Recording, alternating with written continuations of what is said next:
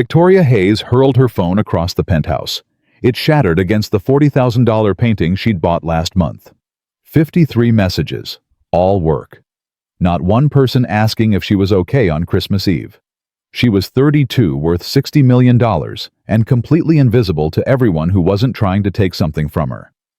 What she didn't know was that in 45 minutes, a man counting quarters at a diner counter would tear down every wall she'd spent 15 years building. And a 6-year-old girl with a missing front tooth would hand her a stuffed unicorn and say 7 words that would change everything. Comment below what city you're watching from. Let's see how far this story travels. The glass didn't break the way Victoria expected. It bounced off the painting first, leaving a scratch across some abstract artist's vision of corporate transcendence, then hit the marble floor and exploded into 1,000 tiny pieces that scattered across her pristine penthouse like stars falling to earth. She stood there breathing hard, her $300 manicure curled into fists at her sides. "Damn it!"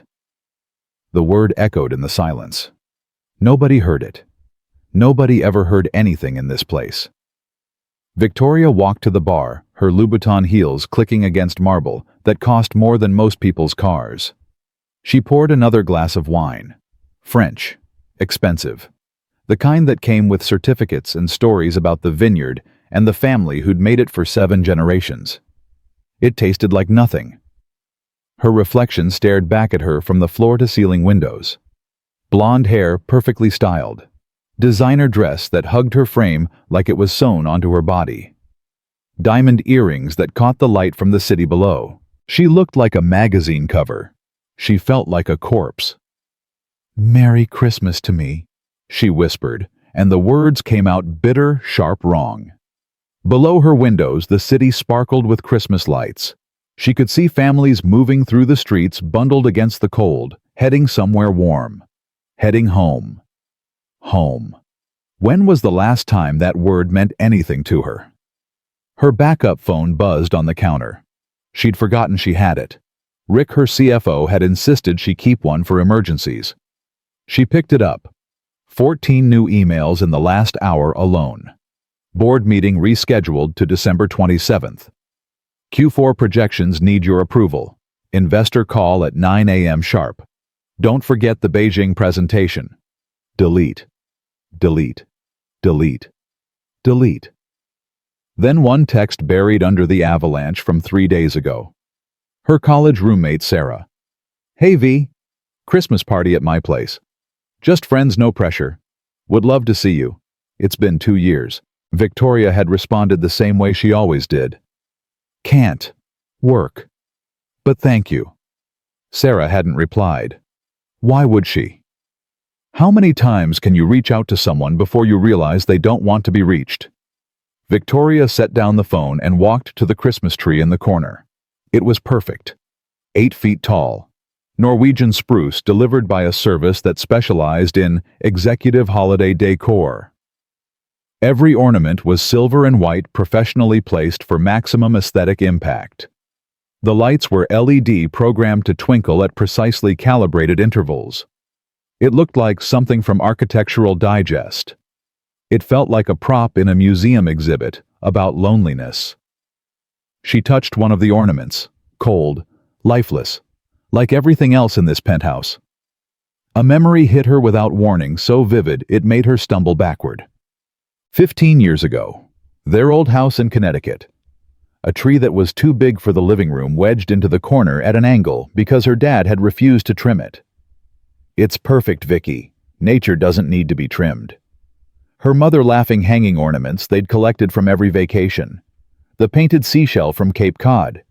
The tiny Eiffel Tower from Paris. The ceramic angel Victoria had made in 3rd grade, lopsided and cracked but treasured. Her father lifting her up to place the star on top. "Make a wish, sweetheart." "What should I wish for Daddy?" "Whatever matters most to you." She'd closed her eyes tight. 7-year-old Victoria believing in magic. "I wish we could be together forever."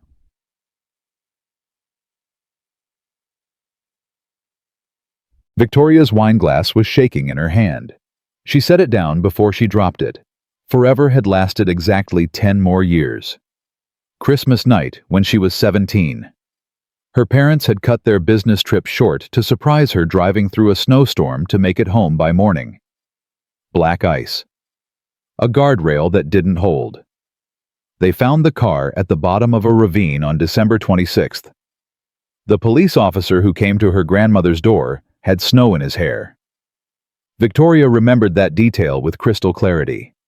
The snow melting on his shoulders as he said words that didn't make sense. Accident. Ice. Instant. Didn't suffer. Her grandmother had collapsed. Victoria had stood perfectly still, feeling something inside her snap like a branch under too much weight. She never cried. Not at the funeral. Not when they sold the house. Not when she packed away those ornaments in boxes she'd never open again. Instead, she made a decision. Love is dangerous. Attachment is weakness. If you let people in, they leave. They die. They destroy you. But work. Work is safe. Work is logical. Work can't abandon you in the middle of the night. She threw herself into school. Perfect grades. Perfect applications. Stanford undergraduate, Harvard MBA. She built next-gen dynamics from nothing, coding the first algorithms herself in a studio apartment that smelled like ramen and ambition. 10 years later, she was worth $60 million on paper. And she was standing alone in a penthouse on Christmas Eve, throwing phones at paintings because nobody in the world cared if she was alive or dead. Victoria grabbed her coat. She couldn't stay here. Not tonight. Not with 15 years of ghosts pressing against her chest and the silence screaming louder than any boardroom. She rode the elevator down 47 floors. The doorman, George, looked up from his desk with surprise. "Ms. Hayes going out this late?" "Just need some air, George." "It's cold out there. Snow coming down pretty good." She paused at the door. George had worked in this building for 12 years. She'd walked past him thousands of times. She suddenly realized she had no idea if he had a family. Kids. A wife waiting for him to come home. "George." "Yes, ma'am." Are you spending Christmas with anyone?" His face softened. "My daughter and her kids are coming over tomorrow morning. Little ones get up at 5 to open presents. Drives their mama crazy."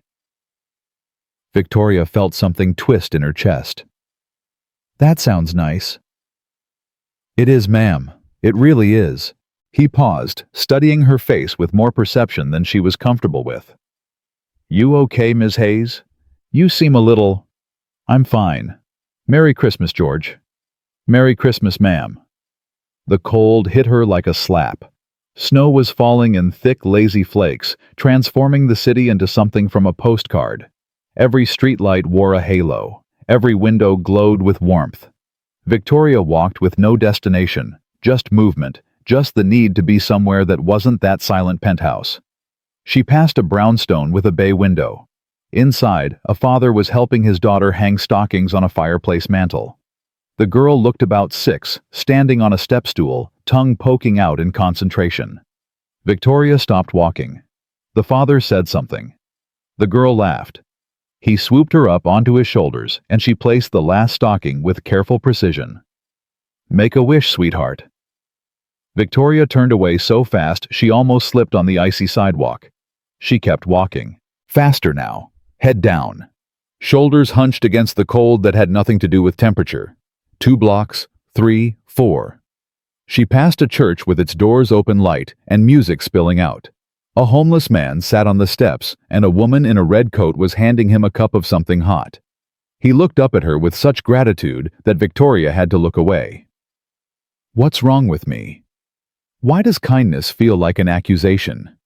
She walked until her feet ached in her expensive heels, until her face was numb, until the tears she refused to acknowledge had frozen on her cheeks. And then she saw it. The Golden Spoon. A diner with steamed windows and a neon sign that flickered slightly. The kind of place she'd never normally enter. Too small. Too ordinary. Too real. But through the glass she could see warmth and light and people who weren't alone. Just for coffee, she told herself. just to be around humans for a little while. She pushed through the door.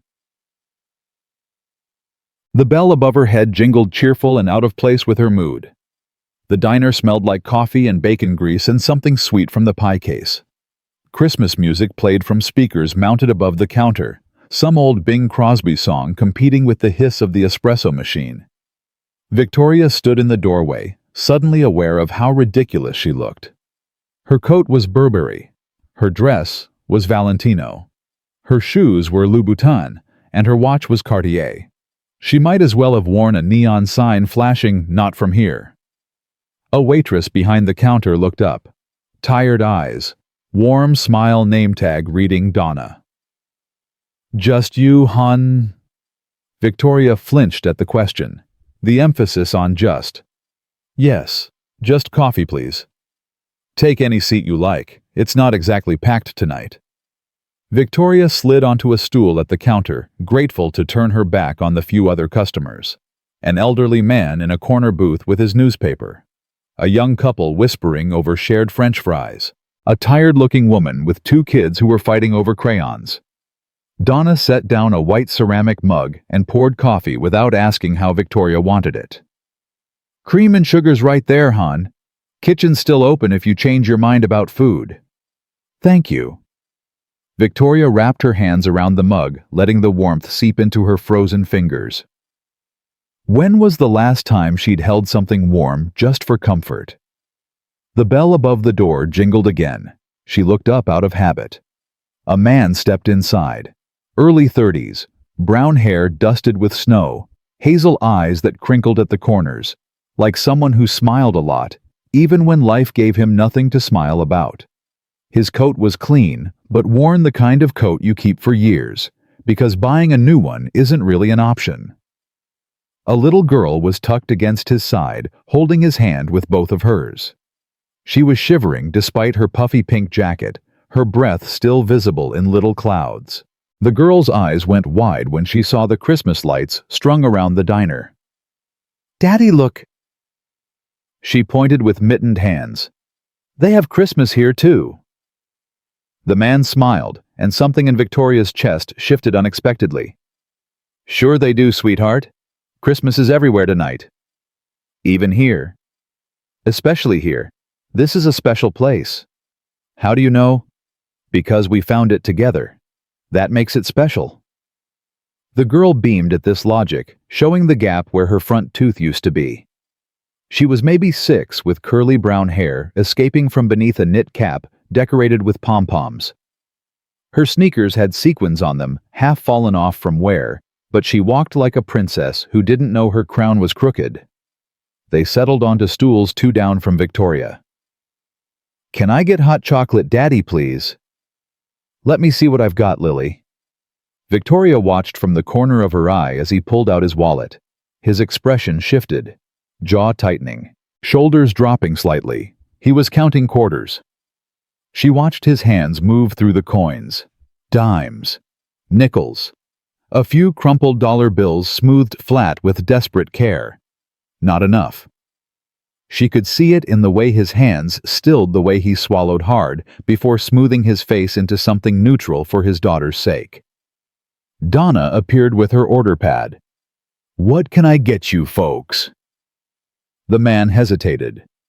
Victoria could see him calculating, making choices no father should have to make on Christmas Eve. "Just hot chocolate for my daughter, please, and maybe some toast." "That all? That's all we need tonight." Donna's expression softened slightly. She'd seen this before. She knew what she was looking at. Lily tugged on her father's sleeve. "Aren't you hungry, Daddy?" "I'm fine, sweetheart." "But you didn't eat lunch." "Lily. Or breakfast. You always say breakfast is important." The man's face flushed. His hand shook slightly as he set the money on the counter. $4.73 in mixed change. Around them, the diner had gone quiet. Other customers, trying not to stare, trying not to witness this moment of private struggle, made public. Something cracked open in Victoria's chest. She was sitting here in a $2,000 coat, drowning in champagne and loneliness by choice by her own design. Because she'd decided walls were safer than windows. This man was counting quarters to buy his daughter toast on Christmas Eve. Her hand moved before her brain could engage. "Excuse me." The man turned surprised. "Whatever they order," Victoria said, addressing Donna, but keeping her eyes on the man. "Put it on my bill, and add full meals for both of them, please." The man stared at her. That's very kind, but we're okay. Are you—" The question came out sharper than she intended. She softened her voice. "I'm sorry. That wasn't fair." She took a breath. "Look, I'm sitting here alone on Christmas Eve, and buying you both dinner would make me feel less pathetic about that. So really, you'd be doing me a favor." The man studied her face, looking for the catch, the pity, the judgment, whatever he usually found when people noticed his circumstances. Victoria made sure he didn't find any of it. Just honesty, just one lonely person reaching out to another. Lily tugged on his sleeve, whispering something Victoria couldn't hear. The girl's face was hopeful, hungry, trusting her father to make the right choice. Finally, he nodded slowly. "Thank you." His voice was rough with something he was trying to hide. "I'm Marcus. This is Lily." "Victoria." Lily waved shyly her mitten, making a soft sound against the counter. "Hi, Miss Victoria." And for the first time in 15 years, Victoria smiled a real smile. "Hi, Lily. What's your favorite thing about Christmas?" The question broke something open. Lily's whole face transformed like someone had flipped a switch, and suddenly all the lights came on at once. Everything, but mostly the magic part. She looked at her father for confirmation. "Right, Daddy. You said Christmas has special magic." "That's right, sweetheart." "What kind of magic?" Victoria found herself asking. Lily thought about this with intense seriousness.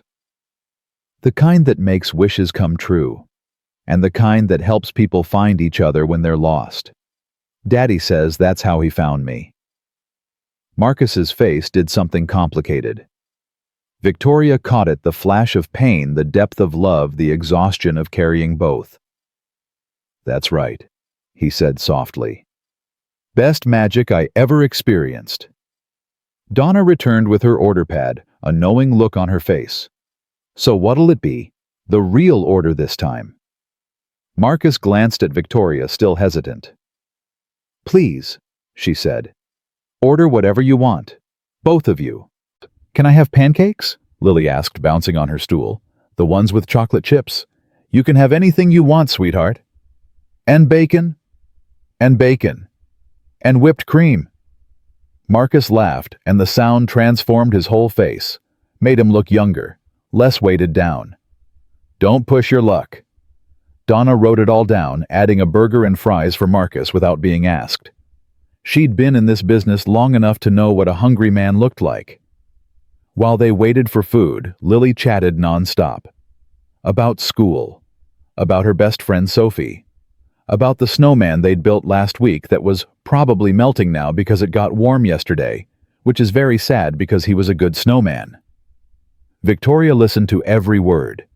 When was the last time she'd just listened without an agenda? Without calculating what she could get from the conversation, without watching the clock and planning her exit. "Miss Victoria?" She blinked. "Yes." "Why are you eating alone?" Lily's face was open, curious, utterly without judgment. "Don't you got family?" "Lily," Marcus warned gently. "That's personal. It's okay." Victoria surprised herself by being honest. "I don't have family nearby. And I work a lot, so I never really made close friends who'd want to spend holidays with me." Lily's forehead wrinkled as she processed this. "That sounds lonely." 3 words. Simple. True. Devastating. "It is," Victoria admitted. "Sometimes." Lily studied her with that intense focus children bring to important questions. "Daddy gets lonely too, but he says we got each other, so it's okay." She looked at her father. "Right, Daddy." Marcus's ears had turned slightly red. That's right, sweetheart. So, maybe. Lily's face brightened with sudden inspiration. Maybe Miss Victoria could come home with us. Then nobody has to be lonely. Lily, you can't just... But Daddy, you always say nobody should be alone on Christmas. You say it every year. Miss Victoria is alone on Christmas, so she should come home with us.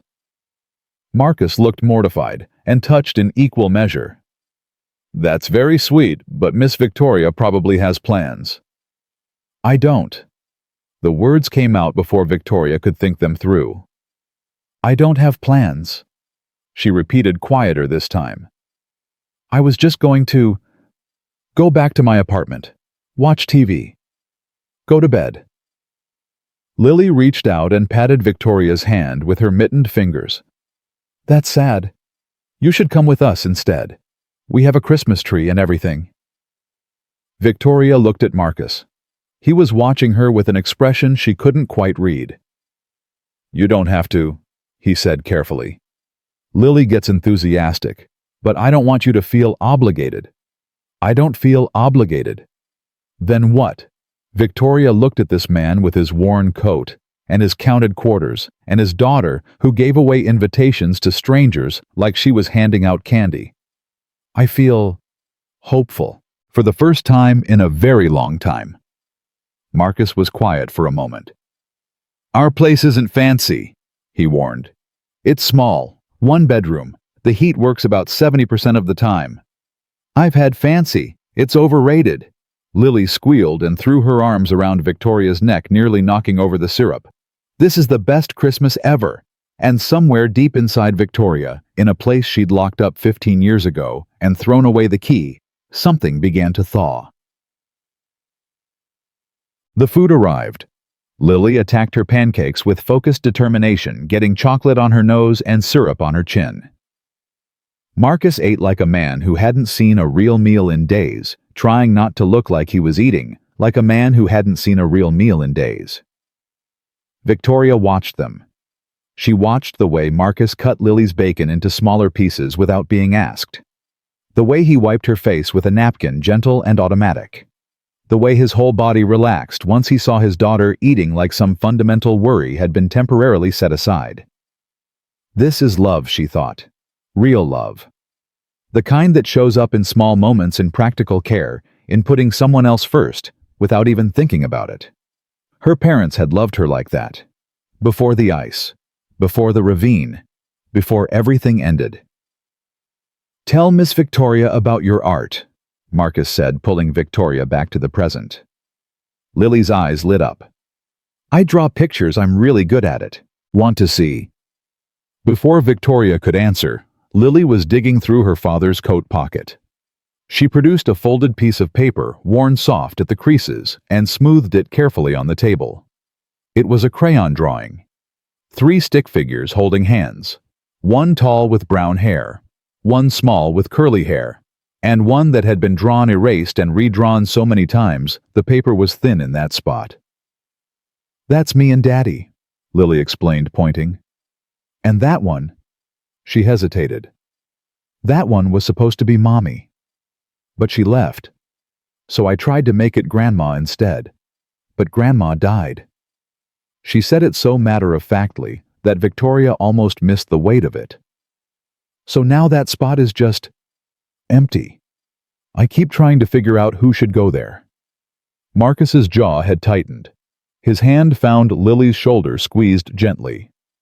Your grandma passed away last year, he explained quietly. My mom. She helped us after... He trailed off. After Mommy left, Lily finished. It's okay, Daddy. You can say it. Miss Victoria seems nice. She won't be weird about it. Victoria couldn't speak. Her throat had closed completely. This child. This beautiful, resilient, generous child who'd been abandoned by her mother, who'd lost her grandmother, who was spending Christmas Eve in a diner because they couldn't afford to eat at home. This child was trying to comfort her father about his pain. Lily, Victoria finally managed. Your drawing is beautiful. Really? Really? You're very talented. Lily beamed. Daddy says I should be an artist when I grow up. Or maybe a unicorn trainer. I haven't decided yet. Those are both excellent choices. What do you do, Miss Victoria? Victoria hesitated. I run a company, a technology company. What kind of technology? Artificial intelligence. Computer programs that help other computers work better. Lily considered this. Do you like it? The question caught Victoria off guard. I used to, I think. I used to love solving problems, building things, making something out of nothing. And now, Victoria looked down at her coffee cup. Now I'm not sure what I love anymore. I've been so busy working I forgot to ask myself that question. Lily patted her hand again. That's okay. Sometimes people forget stuff. Daddy forgets where he puts his keys all the time. That's different, sweetheart, Marcus said gently. How? Because keys you can find again. Some things. He glanced at Victoria. Some things are harder to get back once you've lost them. Their eyes met across the table. He understood Victoria realized. Maybe not the specifics, the penthouse, the millions, the Christmas ghosts, but the core of it. The loneliness. The forgetting who you are beneath all the layers you've built to protect yourself. Donna appeared to clear their plates. Anything else for you folks? We've got apple pie fresh this morning. Pie, Lily exclaimed. Can we, Daddy, please? Marcus looked at Victoria. Only if Miss Victoria has some too. One slice, Victoria said. 3 forks. They shared the pie. Lily got more on her face than in her mouth. Marcus told a story about the time Lily tried to bake cookies by herself and set off every smoke alarm in their building. Lily defended herself vigorously, insisting the cookies were just a little crispy. Victoria laughed, a real laugh from somewhere deep in her chest. She couldn't remember the last time she'd done that. It was after 9 when they finally left the diner. Donna had tried to refuse Victoria's card 3 times before finally accepting it with a knowing smile. You take care of each other, she said, looking at all 3 of them. That's what matters on Christmas. Outside, the snow had slowed to gentle flurries. The city was quieter now, most people safely tucked away in warm homes with warm families. Lily grabbed Victoria's hand with one mitten and Marcus's hand with the other. This is how families walk, she announced. Together. Victoria's heart cracked a little wider. Lead the way, sweetheart, Marcus said. They walked through the snow-covered streets, Lily chattering between them, pointing out Christmas lights and ranking houses by decoration quality. Marcus caught Victoria's eye over his daughter's head and smiled, apologetic, grateful, warm. Victoria smiled back, and somewhere in the darkness behind them, the ghost of a 17-year-old girl, standing in a doorway, watching snow melt on a police officer's shoulders, began finally to fade. The apartment building was old, the kind of place that had stories soaked into every brick. Marcus led them up 3 flights of stairs that creaked under their weight, apologizing twice for the elevator being broken. I'm working on it, he said. Parts are expensive. You fix things here. I'm the superintendent. Free rent in exchange for keeping everything running. He smiled, but there was something tight behind it. It's a good deal for us. Lily ran ahead, her footsteps echoing in the stairwell. Don't run, Lily. I'm not running. I'm speedwalking. Marcus shook his head, but the love in his eyes was unmistakable. They reached apartment 3C. Marcus fumbled with his keys, suddenly self-conscious. Like I said, it's not much. Marcus? He stopped, looked at her. I grew up in a house with crooked Christmas trees and mismatched ornaments, and a father who refused to trim the branches because nature doesn't need to be trimmed. Victoria's voice caught slightly. I don't need much. I just need real. He held her gaze for a long moment. Then he nodded and opened the door. Lily had already burst inside. "Welcome to our castle, Miss Victoria." Victoria stepped through the doorway and stopped. It was small. Maybe 500 square feet, total living room kitchen, 1 bedroom, 1 bathroom. The furniture was worn but clean. The walls needed paint in some spots. The carpet had seen better decades. But there were drawings covering every inch of the refrigerator, held up with alphabet magnets. A stack of library books on the coffee table. A pair of pink rain boots by the door lined up neatly next to larger work boots. And in the corner, a Christmas tree. It was maybe 4 feet tall, slightly crooked, decorated with paper snowflakes and strings of popcorn and ornaments that had clearly been made by small hands. The lights blinked unevenly, some faster than others, creating a rhythm that felt like a heartbeat. "Daddy and I made all the decorations ourselves," Lily said proudly. "The star is made from a cereal box." Victoria walked closer.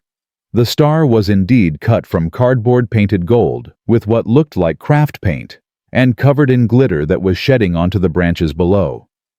It was the most beautiful thing she'd seen in 15 years. "Lily, why don't you go put on your pajamas while I make hot chocolate?" Marcus said. "The real kind from scratch. The real kind." Lily cheered and ran to the bedroom, already pulling off her coat. Victoria and Marcus stood in the small living room, the space between them suddenly charged with awareness. 2 adults who'd met hours ago, standing in an apartment that cost less than Victoria's monthly dry cleaning bill, both trying to figure out what happened next. "You can sit," Marcus said. "Couch is comfortable. I mean, it's old, but it's comfortable." "Thank you." Victoria sat. The cushions sank beneath her soft from years of use. She could smell fabric softener and something else home. That indefinable scent of a place where people actually lived. Marcus moved to the small kitchen, pulling out a pot milk cocoa powder. His movements were practiced, efficient. "You don't have to do this," Victoria said. "I've already imposed enough." "You haven't imposed." He glanced back at her.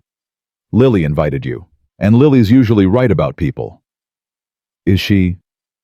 "She knew her mom was leaving before I did." The words came out matter of fact, but Victoria caught the edge beneath them.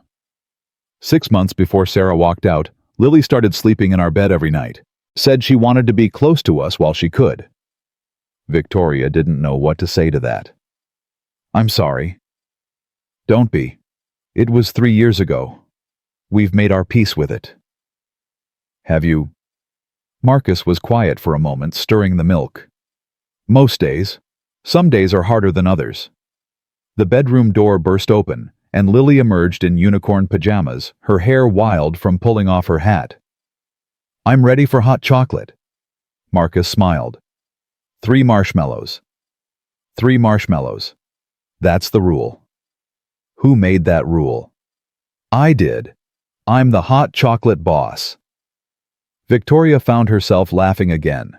Twice in one night. Some kind of record. They sat on the couch together, Lily in the middle, Victoria, and Marcus on either side.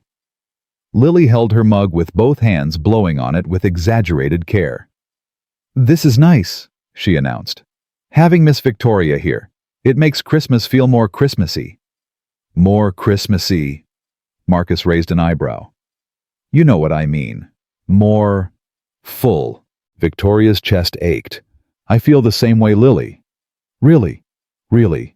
This is the best Christmas Eve I've had in a very long time." Lily beamed. Then her face grew serious. "Miss Victoria?" "Yes." "Why were you crying at the diner? Before we sat down. I saw you crying." Victoria froze. She hadn't realized anyone had noticed. Marcus put a hand on Lily's shoulder. "That's personal, sweetheart. Miss Victoria doesn't have to." "It's okay." Victoria took a breath. "I was crying because I was lonely. And sometimes when you're lonely for a long time, it sneaks up on you, even when you think you're fine." Lily nodded solemnly. "I cried when Grandma died. A lot. Daddy said it was okay to cry. He said tears are just feelings that got too big to stay inside." "Your daddy's very wise." I know. He's the smartest person I know. Except maybe Sophie's mom because she knows all the state capitals, even the hard ones. Marcus laughed, and the tension in the room eased. Okay, wise one. Story time. Then bed. Can Miss Victoria read to us? If she wants to. Lily looked at Victoria with those big eyes so full of hope. Will you please? Victoria's throat tightened. I would love to. Lily scrambled off the couch and ran to a small bookshelf crammed with picture books and chapter books and worn paperbacks. She selected one with grave importance and brought it back, placing it in Victoria's hands like an offering. The Night Before Christmas. The cover was soft from years of handling, the spine cracked, some of the pages coming loose.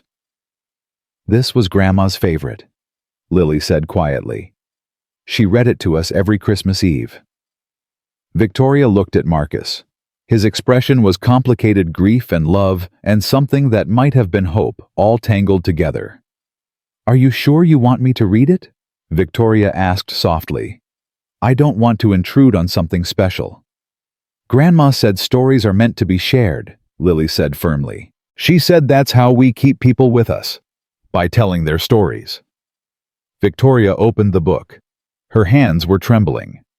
'Twas the night before Christmas. She began, her voice cracking on the first words, when all through the house not a creature was stirring, not even a mouse. She read slowly, carefully, giving each word the weight it deserved. Lily snuggled against her side, warm and trusting. Marcus sat on Lily's other side, his presence solid and real. By the time she reached Happy Christmas to all and to all a good night, Lily's eyes were drooping. Marcus lifted his daughter gently. Bedtime, princess.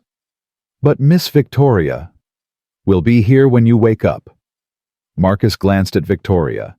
If she wants to stay. I want to stay, Victoria said. I'll be right here. Lily smiled sleepily. Promise. Promise. Marcus carried her to the bedroom. Victoria could hear their quiet conversation through the thin walls. Is Miss Victoria going to stay forever? I don't know, sweetheart, but she's staying tonight. I like her, Daddy. She's sad like you used to be, but she's nice anyway. She is nice. Maybe we can make her not sad anymore, like you got not sad. Maybe we can. Now sleep. I love you, Daddy. I love you more, Lilybug. Marcus returned a few minutes later, holding 2 mugs of tea. He sat on the couch, leaving careful space between them. Thank you for reading to her. That book. It means a lot. Thank you for letting me. They sat in silence, sipping tea, the Christmas tree lights blinking in the corner. Can I ask you something? Marcus said finally. Anything. Why were you really at that diner tonight? A woman like you. A woman like me. You know what I mean? The coat, the shoes. You could have been anywhere. Fancy restaurant, country club, whatever rich people do on Christmas Eve. He said it without judgment, just curiosity. But you were alone at a diner, and you'd been crying. Victoria stared into her tea. My parents died when I was 17. Car accident. Christmas night. Marcus's breath caught. Victoria. I'm so sorry. They were driving home from a business trip. Cut it short to surprise me. There was ice, black ice. You can't see it coming.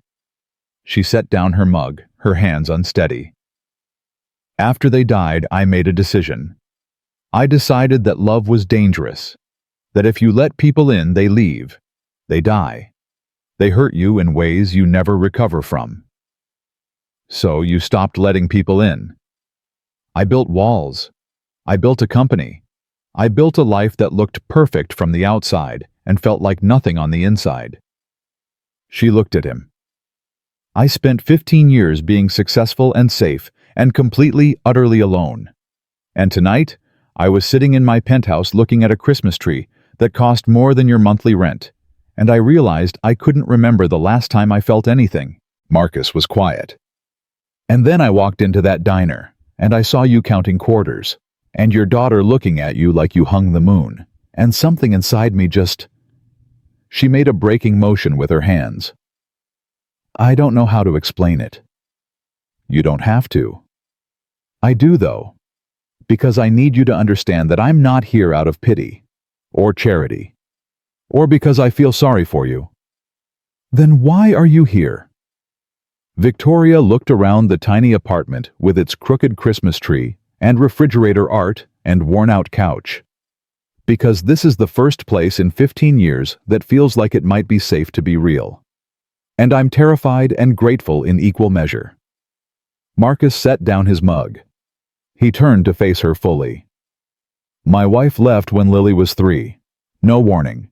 Just a note on the kitchen table saying she couldn't do this anymore. That being a mother was holding her back from her dreams. Victoria's heart clenched. That wasn't about Lily. I know. Logically, I know. But Lily sometimes asks why her mom didn't want her, and I don't have a good answer. His jaw tightened. I spent a year thinking I'd done something wrong. That if I'd been different better, she would have stayed. It wasn't your fault. I know that now. But after she left, I made the same decision you did. No more letting people in. No more risking my heart. And definitely no more risking Lily's heart. He reached out slowly and covered Victoria's hand with his. So when a woman in a designer coat shows up and buys us dinner and looks at my daughter like she's a miracle instead of a burden, I don't know what to do with that. What do you want to do? Marcus's thumb brushed across her knuckles. I want to believe you're different. I want to believe that sometimes people find each other exactly when they need to. I want to believe in Christmas magic the way Lily does. But I've been wrong before, and I can survive being wrong. Lily can't. Not again. Victoria turned her hand over, lacing her fingers through his. I don't know if I'm different. I don't know if I'm capable of being the person you need me to be. 15 years of walls don't come down in one night. I'm not asking them to. What are you asking? Marcus looked at her. Really looked. His hazel eyes searching hers for truth. I'm asking if you want to try. If you want to see what happens when two broken people stop running from the world and start running towards something instead. Victoria's heart was pounding so hard she could hear it. I don't know how to do this. I don't know how to be anything other than a CEO. I don't know how to do this either. I don't know how to trust someone again. So we're both hopeless. Completely. He smiled and it transformed his whole face. But maybe we could be hopeless together. Victoria laughed and it came out wet tears she hadn't realized she was crying streaking down her cheeks. Okay. Okay. Yes, okay, let's be hopeless together. Marcus leaned in slowly, giving her time to pull away. She didn't. Their lips met soft, tentative questioning. First kiss in 3 years for her. First real kiss since Sarah left for him. It felt like coming home. When they finally pulled apart, Victoria was trembling. Wow, she breathed. Yeah. Marcus looked slightly dazed. Wow. They sat there on his worn couch, hands intertwined, the Christmas tree blinking its uneven rhythm in the corner. I should let you sleep, Victoria said finally. It's late. Take the couch. I'll sleep in the bedroom with Lily. Marcus, I can't take your bed. You're not taking my bed. You're taking my couch. He stood, pulling her up with him. And in the morning, Lily is going to wake up at approximately 5:30 and demand Christmas pancakes, and you're going to help me make them, and they're going to be terrible because I'm not a good cook. Victoria smiled through her tears. I can't cook at all. Then we'll be disasters together. He brought her a pillow and a blanket, both worn soft from years of use. Their hands brushed during the exchange. Good night, Victoria. Good night, Marcus. She lay awake for a long time after he left, staring at the blinking Christmas lights, listening to the quiet sounds of the apartment settling around her. For the first time in 15 years, she wasn't alone on Christmas. And she wasn't sure what terrified her more, how good that felt, or how much she wanted it to stay that way. Victoria woke to the smell of pancakes burning and the sound of giggling from the kitchen. For a confused moment, she didn't know where she was. The ceiling was wrong. The light was wrong. The sounds were wrong. Then memory flooded back. The diner. Marcus. Lily. The kiss. She sat up on the couch. Someone Marcus had covered her with an extra blanket while she slept. The gesture made her throat tighten. No, Lily, that's too much batter. Crash. More giggles. Now it's everywhere. I can see that. Victoria pushed off the blanket and padded toward the kitchen, still in yesterday's clothes, her designer dress now wrinkled beyond repair. She found them standing in a small kitchen that was more battlefield than cooking space. Marcus was covered in flour. Lily was covered in batter. The counters were covered in disaster. Miss Victoria! Lily spotted her and ran over batter-covered hands reaching.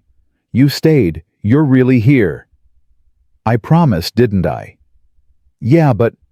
Lily's face flickered with something old and wounded. Sometimes people promise and then don't stay. Victoria knelt down to Lily's level. I know, and I can't promise I'll never disappoint you because I'm not perfect. But I can promise that when I say I'll be here, I mean it. Lily studied her face with that intense 6-year-old focus. Okay. I believe you. She grabbed Victoria's hand. Now come help us. Daddy's burning everything. I am not burning everything. I'm caramelizing. That's just a fancy word for burning. Victoria laughed 3 times now she was counting and let herself be pulled into the chaos. They made pancakes together. Terrible ones. Misshapen ones. Ones that were too brown on one side and raw on the other. Lily pronounced each one perfect and ate them with more syrup than any human should consume. Marcus caught Victoria's eye over Lily's head. Thank you, he mouthed. For what? For staying. Victoria's heart cracked open a little further. After breakfast, Lily insisted on giving Victoria a tour of the apartment, which took approximately 4 minutes since there wasn't much to tour. This is the bathroom. The toilet makes a funny noise, but Daddy says it's fine. This is Daddy's room, but I sleep there too sometimes when I have bad dreams. This is my corner with all my art supplies.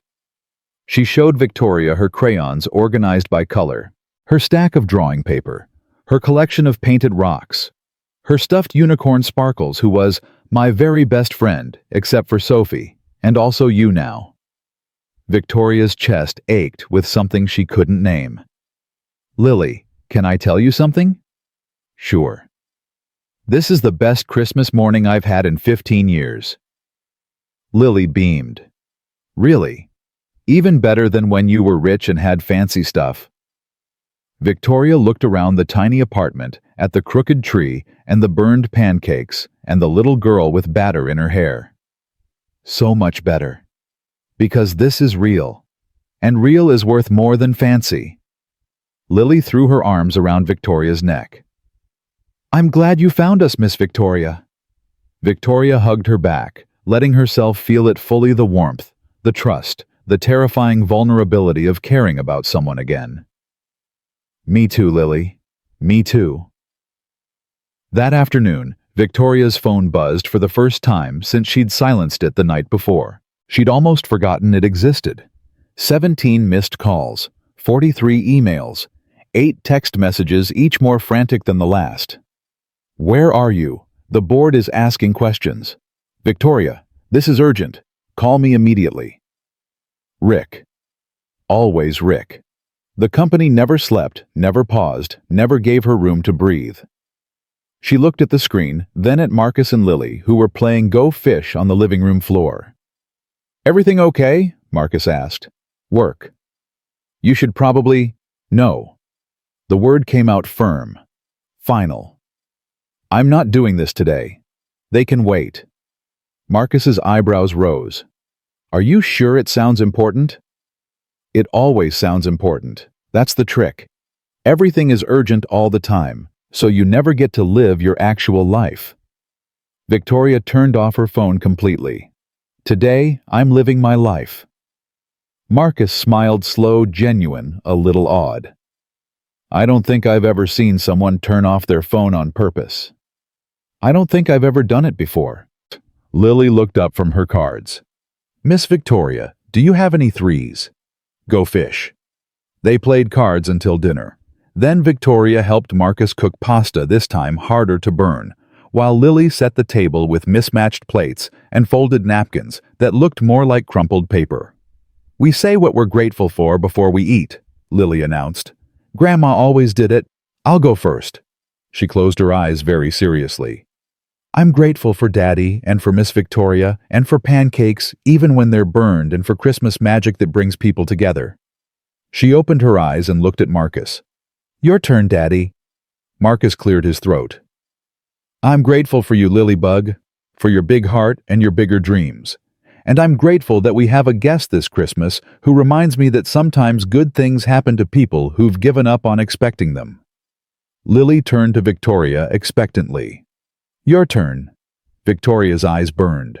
I'm grateful for second chances, for two strangers who saw me crying in a diner and decided I was worth inviting home, for being reminded that life is supposed to feel like something, not just look like something. They ate, they laughed, they told stories.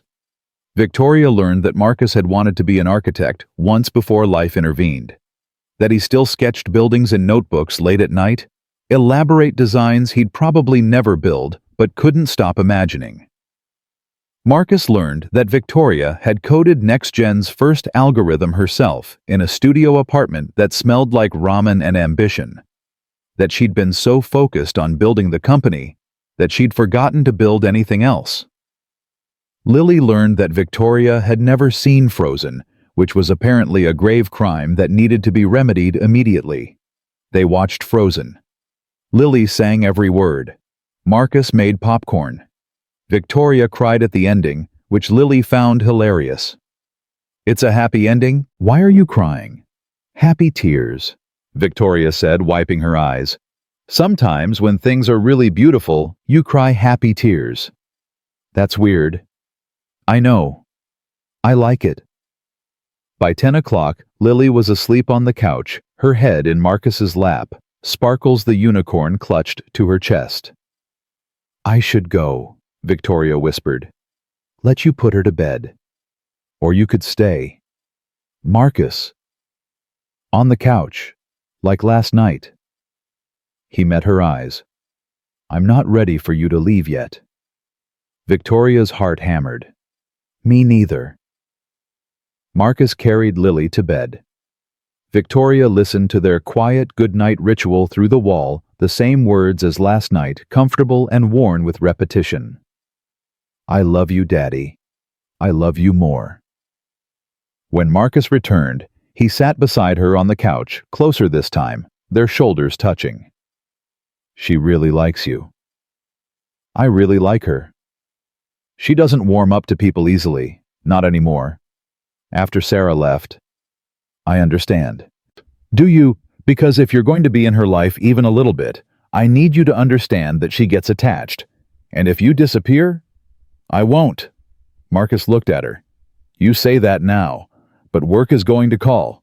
Life is going to get complicated. Something is going to come up that feels more important than a 6-year-old's school play or a Tuesday night dinner.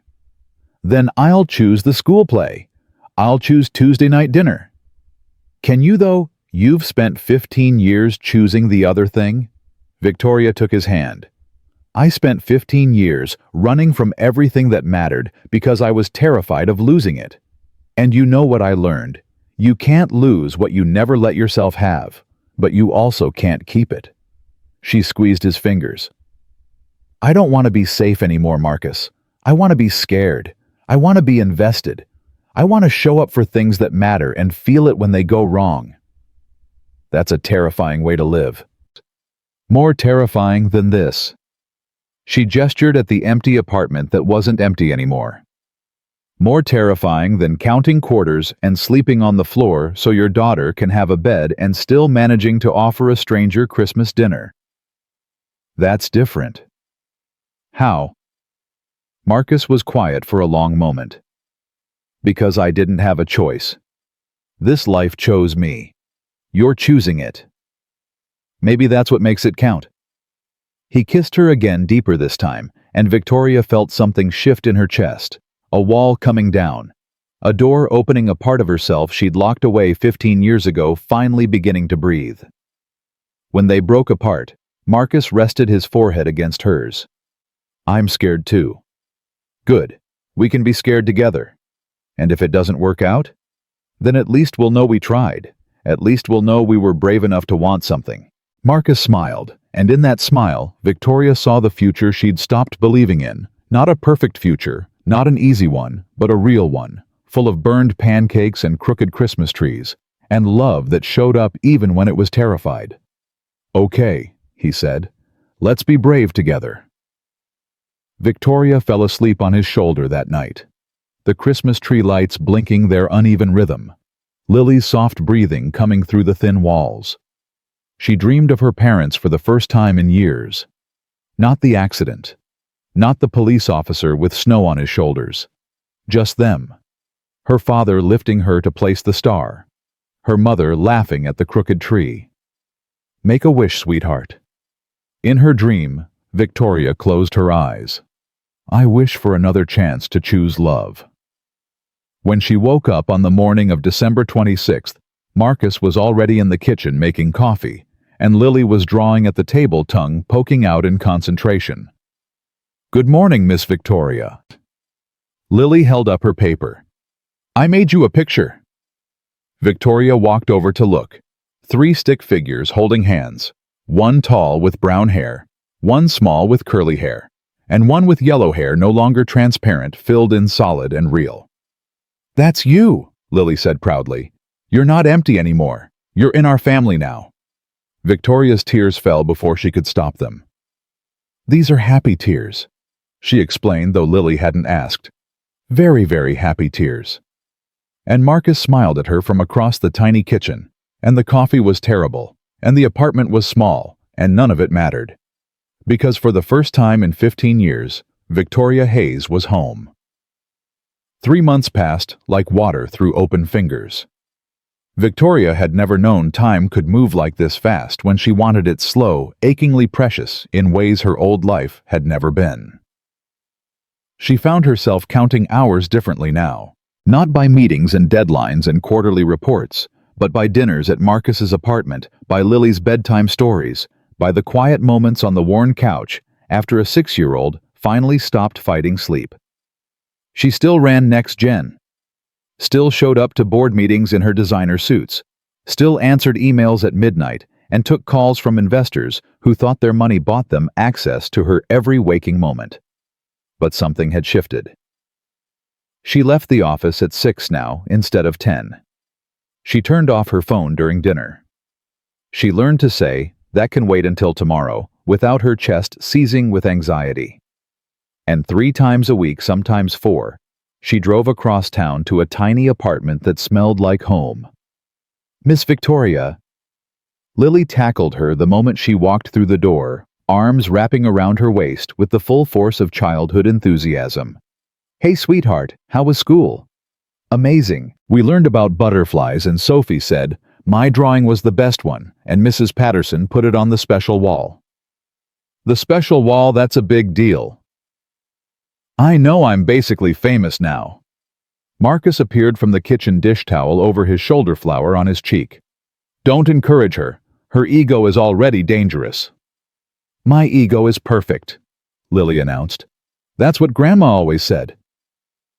Victoria laughed and pulled off her coat, hanging it on the hook that had somehow become hers over the past 3 months. Her hook. In their apartment.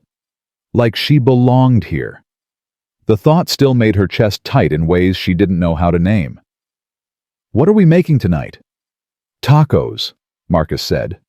Lily's choice. Tacos are the best food, Lily informed Victoria seriously. It's been scientifically proven. By who? By me. I'm a scientist. Victoria helped cook. She'd gotten better at it over the past months. Not good exactly, but functional. She could chop vegetables without losing a finger. She could follow a recipe without setting off smoke alarms. Progress. They ate at the small table, Lily chattering about her day, Marcus catching Victoria's eye with small smiles that meant everything. "This is real," those smiles said. "This is happening. We're building something." After dinner, Lily insisted on showing Victoria her latest art project, a crayon portrait of their family, complete with a purple sky and green grass and 3 figures holding hands. "That's Daddy," Lily pointed. "And that's me. And that's you, Miss Victoria." Victoria stared at the drawing. The figure representing her was solid now, colored in completely, no longer the transparent ghost from that first picture. "It's beautiful, Lily." "I know. I'm very talented." She looked up with sudden seriousness. "Miss Victoria." "Yes." "Are you going to marry Daddy?" Victoria's breath caught. She glanced at Marcus, who had gone very still in the kitchen doorway. That's a big question, sweetheart." "I know. But Sophie's mom got married again, and now Sophie has a stepdad, and he takes her to soccer practice and buys her ice cream.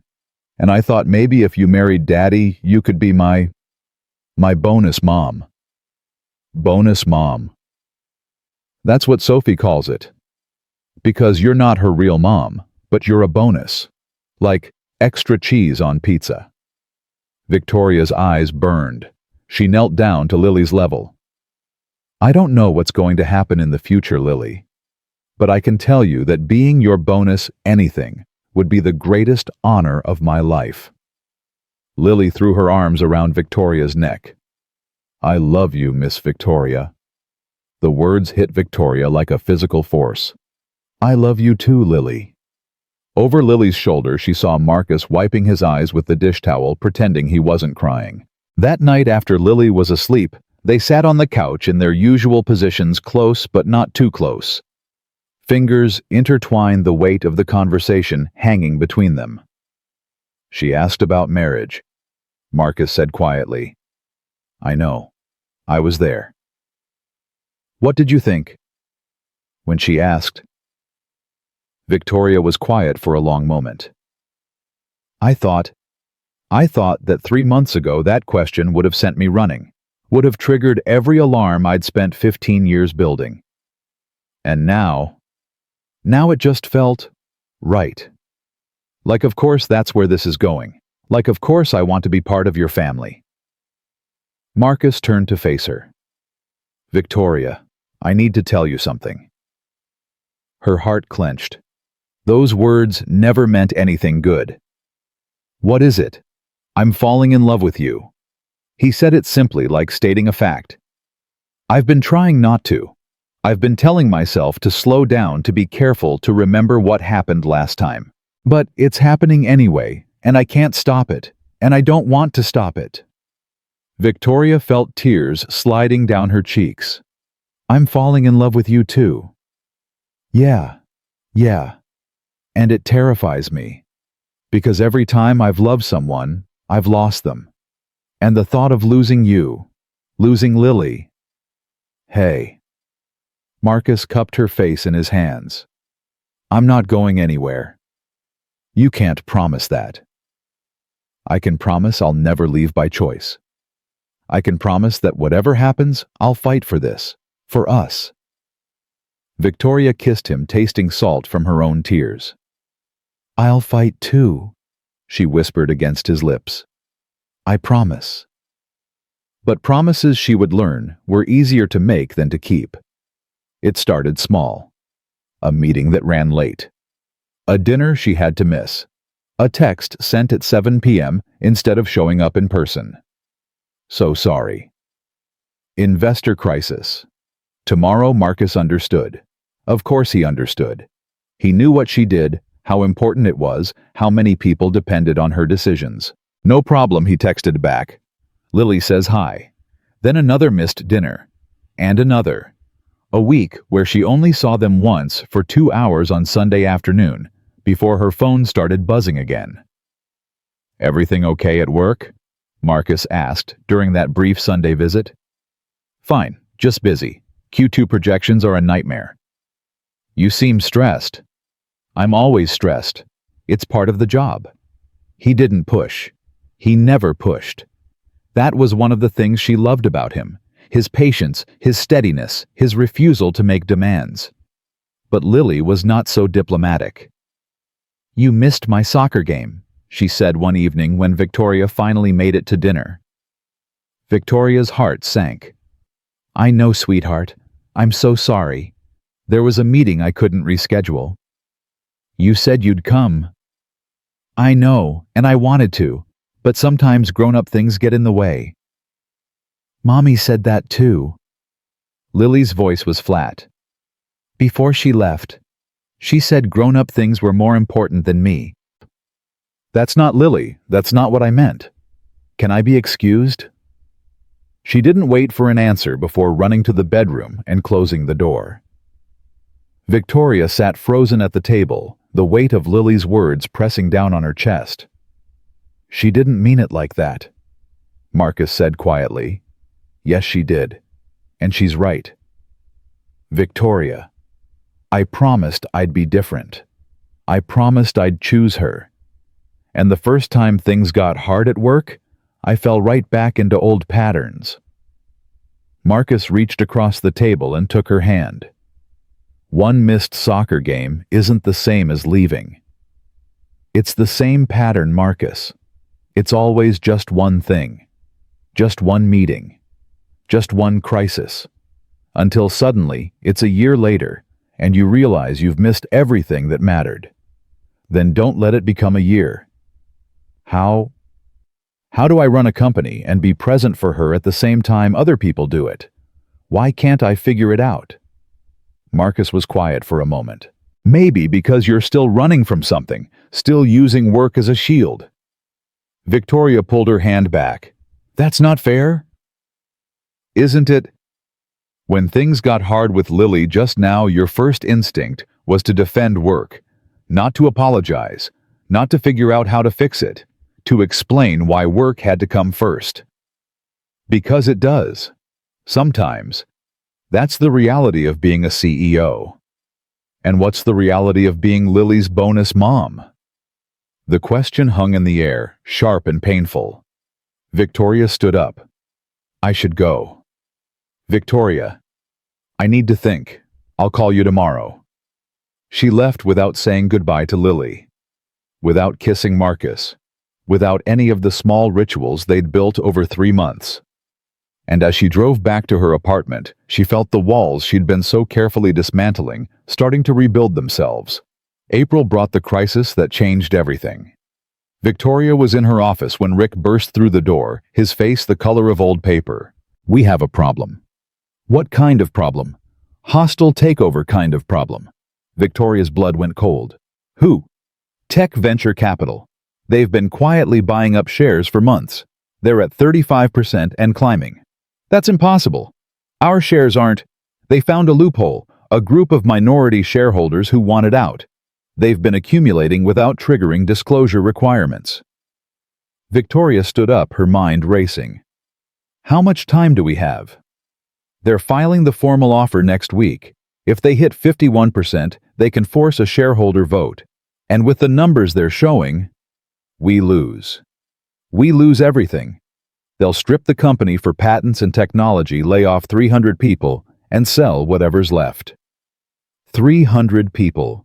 300 families who depended on NextGen for their paychecks, their health insurance, their lives. What are our options? We fight, counteroffer, find a white knight investor. But Victoria... Rick hesitated. "This is going to be all-consuming. 18-hour days, emergency board meetings, investor calls at all hours, for at least the next 2 months, maybe 3. Victoria thought of Lily, of Marcus, of the dinner she'd promised to make tonight, the soccer game she'd sworn to attend on Saturday. "Schedule the board meeting for tonight," she heard herself say, "and get me everything you have on Tech Ventures leadership." "What about, don't you have somewhere to be?" Victoria closed her eyes. "Cancel it." The next 2 months were a blur of conference rooms and legal documents and phone calls that lasted until midnight and started again at 5 a.m. Victoria stopped going to Marcus's apartment. At first she texted. Long explanations about the takeover, the stakes, the hundreds of employees whose livelihoods depended on her winning this fight. I understand, Marcus wrote back. We're here when things calm down. Then the texts got shorter. Meeting ran late. Tomorrow, can't make dinner. Next week. So sorry. We'll make it up to you. She stopped calling altogether, stopped checking her personal phone except to send brief apologies, stopped thinking about anything except the numbers, the strategy, the fight. Lily's birthday was in 3 weeks. Victoria had promised to be there, had promised to help plan the party, to pick out the cake, to be the one who handed Lily her present. The board meeting was scheduled for the same day. She told herself she'd make it work. She told herself she could do both. But when the morning came, and Rick said the meeting was non-negotiable, and the Japanese investors who might save them would only meet at 3 p.m., and Lily's party started at 4, Victoria made her choice. She sent Marcus a text at 2:30. I'm so sorry. Meeting running long. Can't make the party. Please tell Lily I love her. Marcus didn't respond for 6 hours. When he finally did, it was only 3 words. She's heartbroken. Victoria stared at her phone in her hotel room. She'd checked in because the commute to her apartment was wasting 20 minutes she couldn't afford, and felt something inside her crack. She called Marcus. I know you're angry. I'm not angry, Victoria. His voice was flat, exhausted. I'm disappointed. The meeting was critical. If we don't secure this investment. I know, you've explained. Several times. Then why do you sound like that? Like what? Like you've given up on me. Marcus was quiet for a long moment. Because I'm watching the same pattern I watched with Sarah. The same excuses. The same promises. The same, just this once, that turns into every time. That's not fair. Maybe not, but it's true. You told me you'd choose us. You promised Lily you'd be there for her birthday. And when the moment came to actually keep that promise, you chose work. 300 people could lose their jobs. And one little girl lost her faith in you tonight. Marcus's voice cracked. Do you know what she said when you didn't show up? She said, I knew she wouldn't come. Nobody ever comes. Victoria's chest felt like it was being crushed. Marcus. I can't do this right now. I need to go take care of my daughter. He hung up. Victoria sat in her hotel room surrounded by legal documents and financial projections, and cried harder than she had since her parents' funeral. The Japanese investors passed. After 2 months of negotiations, of sacrificing everything that mattered, of missing Lily's birthday, and a dozen dinners, and every moment of connection she'd been building, they passed. The regulatory environment is too uncertain, their representative said, bowing apologetically. We've decided to pursue other opportunities. Victoria sat in the conference room after everyone left, staring at the blank wall. All that sacrifice, all that loss, for nothing. Her phone buzzed. Beth, heard about the deal falling through. You okay? Victoria typed back. No. Her phone rang immediately. What happened? Beth asked. Everything. The deal fell apart. Marcus won't return my calls. I missed Lily's birthday. I've destroyed everything good in my life, and I didn't even save the company. Victoria. I did exactly what I always do. I chose work over people. I told myself it was necessary, told myself it was temporary, told myself they'd understand. And now Marcus is gone, and Lily hates me, and 300 people are still going to lose their jobs because I couldn't save them anyway. She was crying now. Ugly sobs that shook her whole body. I'm broken, Beth. I'm fundamentally broken. I don't know how to love people without destroying them. That's not true. Isn't it my parents died because they chose me over work? Sarah left Lily because she chose work over family. And I'm standing right in the middle, proving that it doesn't matter which one you choose, someone always gets hurt. Beth was quiet for a moment. Do you remember what you told me after your parents died? After the funeral, when everyone else had gone home? No. You said, I'm never going to let anyone get that close again, because losing them will kill me. Victoria closed her eyes. I remember. You built your whole life around that promise. And it worked. You didn't lose anyone because you didn't let anyone in. But Victoria, you also didn't live. You just survived. What's the difference? The difference is that surviving is counting quarters at a diner on Christmas Eve. Living is inviting a stranger home and letting her become family. Victoria thought of Marcus, of Lily, of the tiny apartment that had felt more like home than any penthouse. I think I've lost them. Have you tried getting them back? I don't know how. Yes, you do. You show up. You keep showing up. You prove that this time is different, that you can choose them even when it's hard, even when it costs you something. What if it's too late? Then at least you'll know you tried. Victoria hung up the phone. She sat in the empty conference room for a long time, staring at nothing, feeling the weight of every choice she'd ever made pressing down on her chest. Then she picked up her phone and typed a message to Rick. I'm resigning. Effective in 90 days. His response came in seconds. You can't be serious. I've never been more serious about anything in my life. She didn't wait for his reply.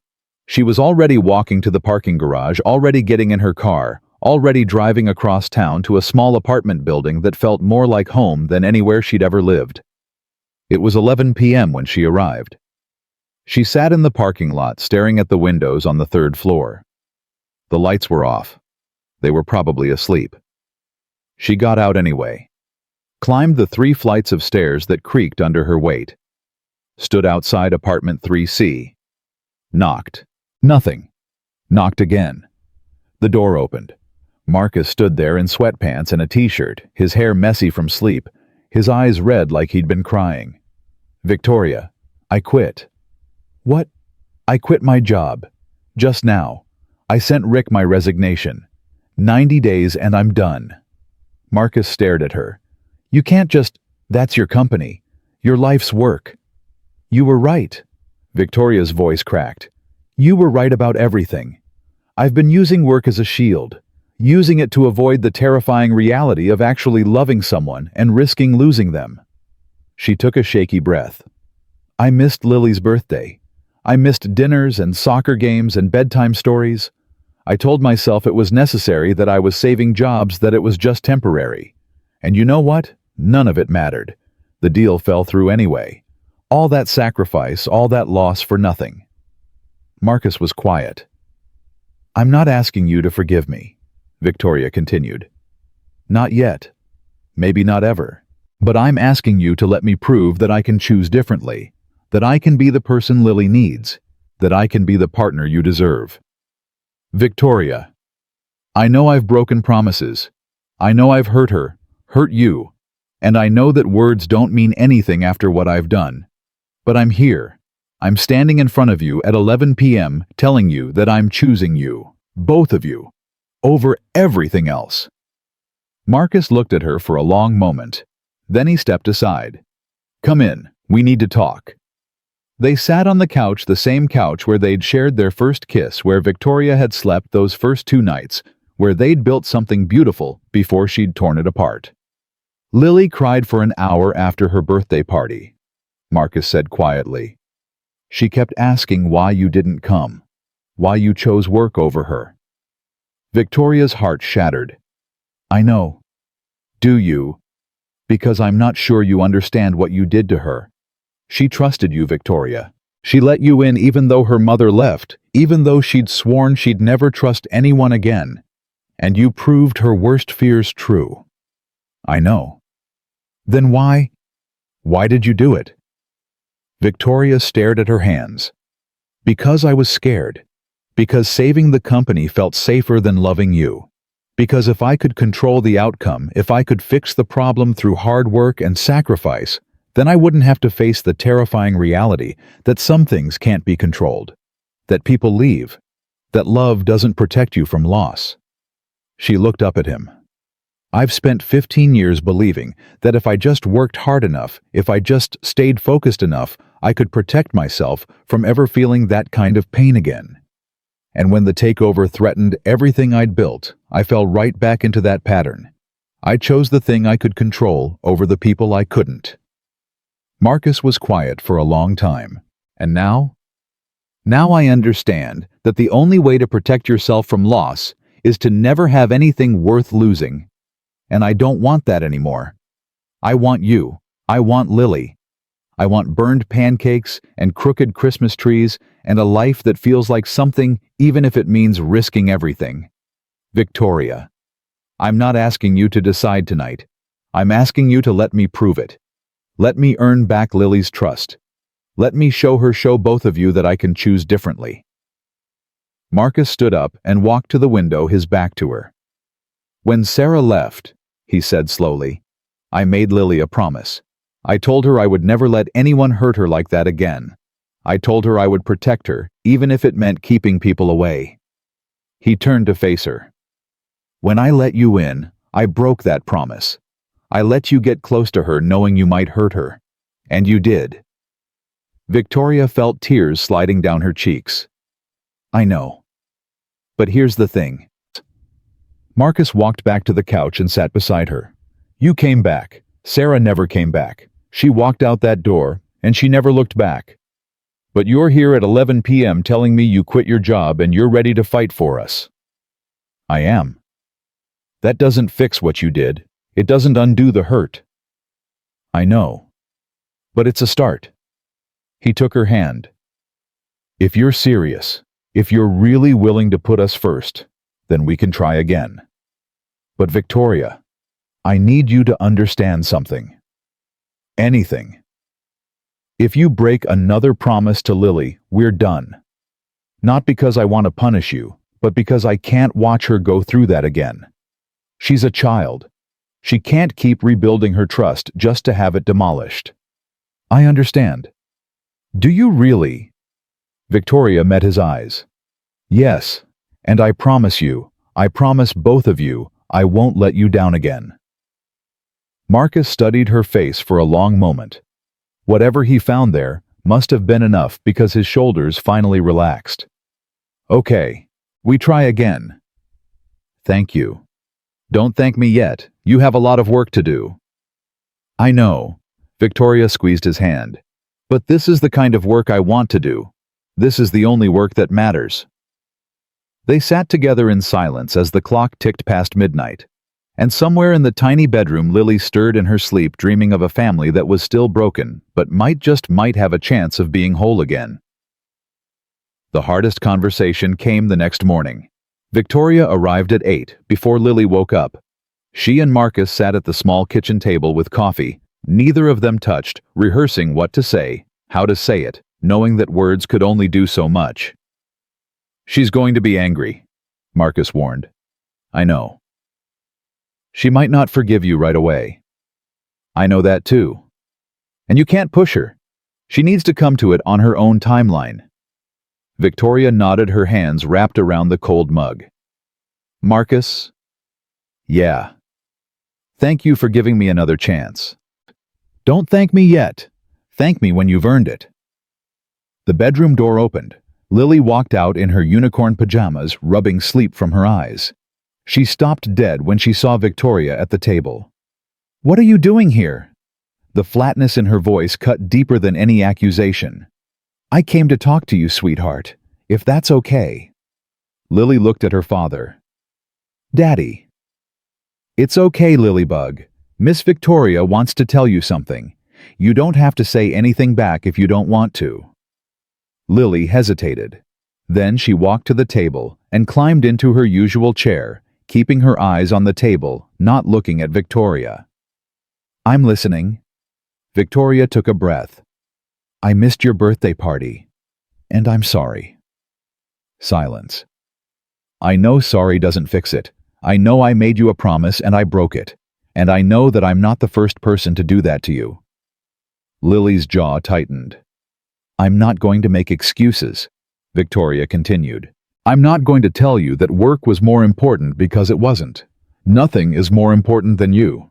I just forgot that for a while. Why? The question was small wounded. Because I was scared. Because loving people feels dangerous to me. When I was 17, I lost my parents on Christmas night, and I decided that if I never let anyone get close to me again, I would never have to feel that kind of pain. Lily looked up, her eyes wet. Your parents died? In a car accident. They were coming home to surprise me, and there was ice on the road and... Victoria's voice cracked. And I never got to say goodbye. Lily was quiet for a long moment. My mommy left. She said she didn't want to be a mommy anymore. I know, sweetheart. Your daddy told me. Did she die? No. She just made a choice. To leave me. Yes. Lily's lower lip trembled. Is that why you left too? Because you didn't want to be my bonus mom anymore? Victoria's heart shattered into 1,000 pieces. No, Lily. No, that's not what happened at all. She reached across the table, hesitated, then pulled back.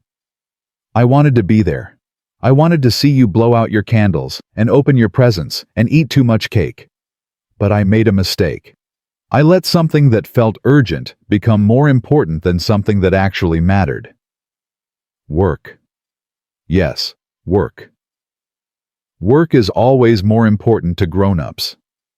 It shouldn't be, and I'm going to prove to you that it doesn't have to be. Lily studied her with those two old eyes. How?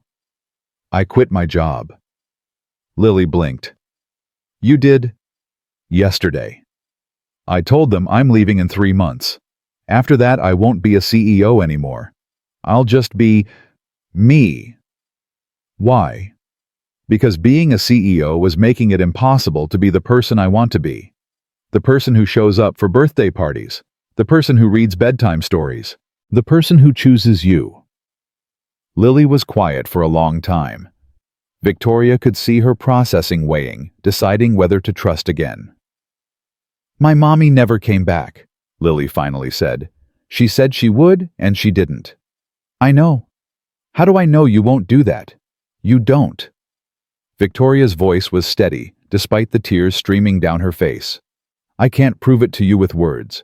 I can only prove it with time, by showing up day after day until you believe me. And if you don't, if you break another promise, then your daddy said we're done, and I'll have to live with that. Lily looked at her father. Daddy, Marcus nodded. That's what I told her, Lilybug. No more second chances after this one. Lily turned back to Victoria. Her small face was impossible to read. Okay. Okay. You can try, but I'm going to be watching. I understand. And I'm still mad at you. That's fair. And I don't forgive you yet. That's fair too. Lily slid off her chair and walked to Victoria. She stood there small and serious, her unicorn pajamas slightly too big. But I missed you, she said quietly. Even when I was mad, I missed you. Victoria opened her arms, not expecting anything, just offering. Lily hesitated. Then she stepped forward and let herself be held. I missed you too, sweetheart. So much. Over Lily's shoulder, Victoria caught Marcus's eye. He was crying silently, wiping his face with his sleeve. 1 step forward, 1,000 more to go. The next 3 months were a study in consistency. Victoria showed up. Every day, every promise, every small moment that Lily needed to see. She left NextGen at 5. She turned off her phone at 6. She learned Lily's schedule by heart, school pickup at 3:15, piano lessons on Wednesday, soccer practice on Saturday. She never missed. Not once. At first, Lily kept her distance. Polite, but guarded, watching Victoria like she was waiting for the other shoe to drop.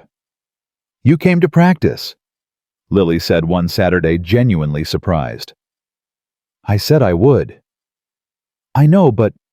Lily shrugged. People say things. I'm not people. I'm me. And when I say I'll be somewhere, I'll be there. Lily didn't respond, but Victoria caught her smiling during the second half of the game. 2 weeks later, Victoria was helping with homework when Lily looked up from her math problems. "Miss Victoria." "Yes." "Can you come to my school play?" "It's in December. I'm going to be Dorothy." Victoria's heart swelled. "I would love to." "What day?" "December 20th. It's a Friday." Victoria pulled out her phone and made a show of adding it to her calendar. "December 20th. School play. Dorothy. I'll be there." "Promise?" "Promise." Lily studied her face. "Okay, I believe you." It was the first time she'd said that since the birthday party. Progress. Meanwhile, Victoria navigated her exit from Next Gen with a mix of grief and relief. 10 years of her life condensed into 90 days of transition documents and handover meetings and board presentations that felt increasingly like someone else's life. Rick didn't understand. "You're walking away from millions. I'm walking toward something worth more." "This is insane, Victoria. You built this company from nothing. And now someone else will take it forward. The company will survive without me. The question is whether I'll survive without everything else." She recommended her COO as replacement, helped him understand the culture, the investors, the delicate balance of egos and ambitions that kept a tech company running.